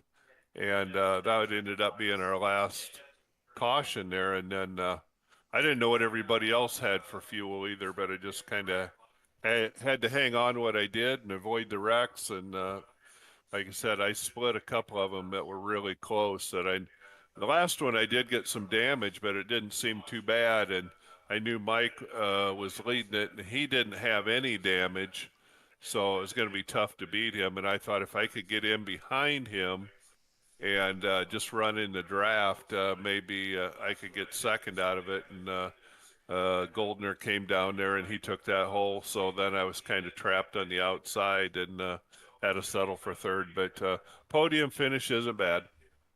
Absolutely. Is there anybody you want to thank tonight on your car or maybe watching the race tonight? Well, I got to thank, of course, the Salty Dogs race team there. Mike's part of that, and just a fun group of guys there. We have a great time. So I got to thank Salty Dogs. Got to thank Mauer Farm Management and Flatline Racing Bodies. All right. Congratulations, Steve, on the P3 finish tonight. Nothing to hang your head about. And appreciate you coming up the booth and talking to us. I'll move you back down. All righty. Thank you. Yep. All right. Next up on the list will be Steven Goldner. He was the hard charges tonight. Let me get him moved up here, and we'll get a word from him. All right. Steven, it's Kyle up here in the booth. You got a copy? Yeah, I gotcha. All right. Don't know if you know this or not. You were the hard charger tonight. Moved up 27 spots from where you started. Walk us through how you took the Toyota all the way up to second tonight. Yeah, we were working with our teammates early. It was our plan all along. You know, we had a lot of speed in practice. We were just going to translate that into the race and stick together for the most part and try to help each other out and go 1, 2, 3 here. But you know, those plans never really came together, and we all of us pretty well got in a wreck at a different point in the race, and it would have been nice to have a couple of teammates up there pushing at the end, but you know, we'll take it. It was a lot of fun. Definitely hard fought battle driving up to the field, but anytime you can go that far forward, it's a good night. Absolutely. I know you got a good team. Anybody else you would like to thank tonight? Yeah, I gotta thank Moon Racing Engines, Moon Taco, Apex CNC, RK Automotive, Raw Dogs Speed Shops, SGR Shock Technology, you guys for the broadcast, Roger with Coast to Coast, and putting on this charity speed week. It's a lot of fun, and hopefully we can do it again later on in the year. Yeah, absolutely. Congrats on P2 and the hard charger tonight. I'll move you back down. Thank you. All right, Cody, we're going to talk with the winner, Mike Cranmer here. I'm going to ask him some questions on what a night from Mike, and just kind of get his word on how he's feeling right now after the win. All right. All right, Mike, it's Kyle up in the booth. You got a copy? All right.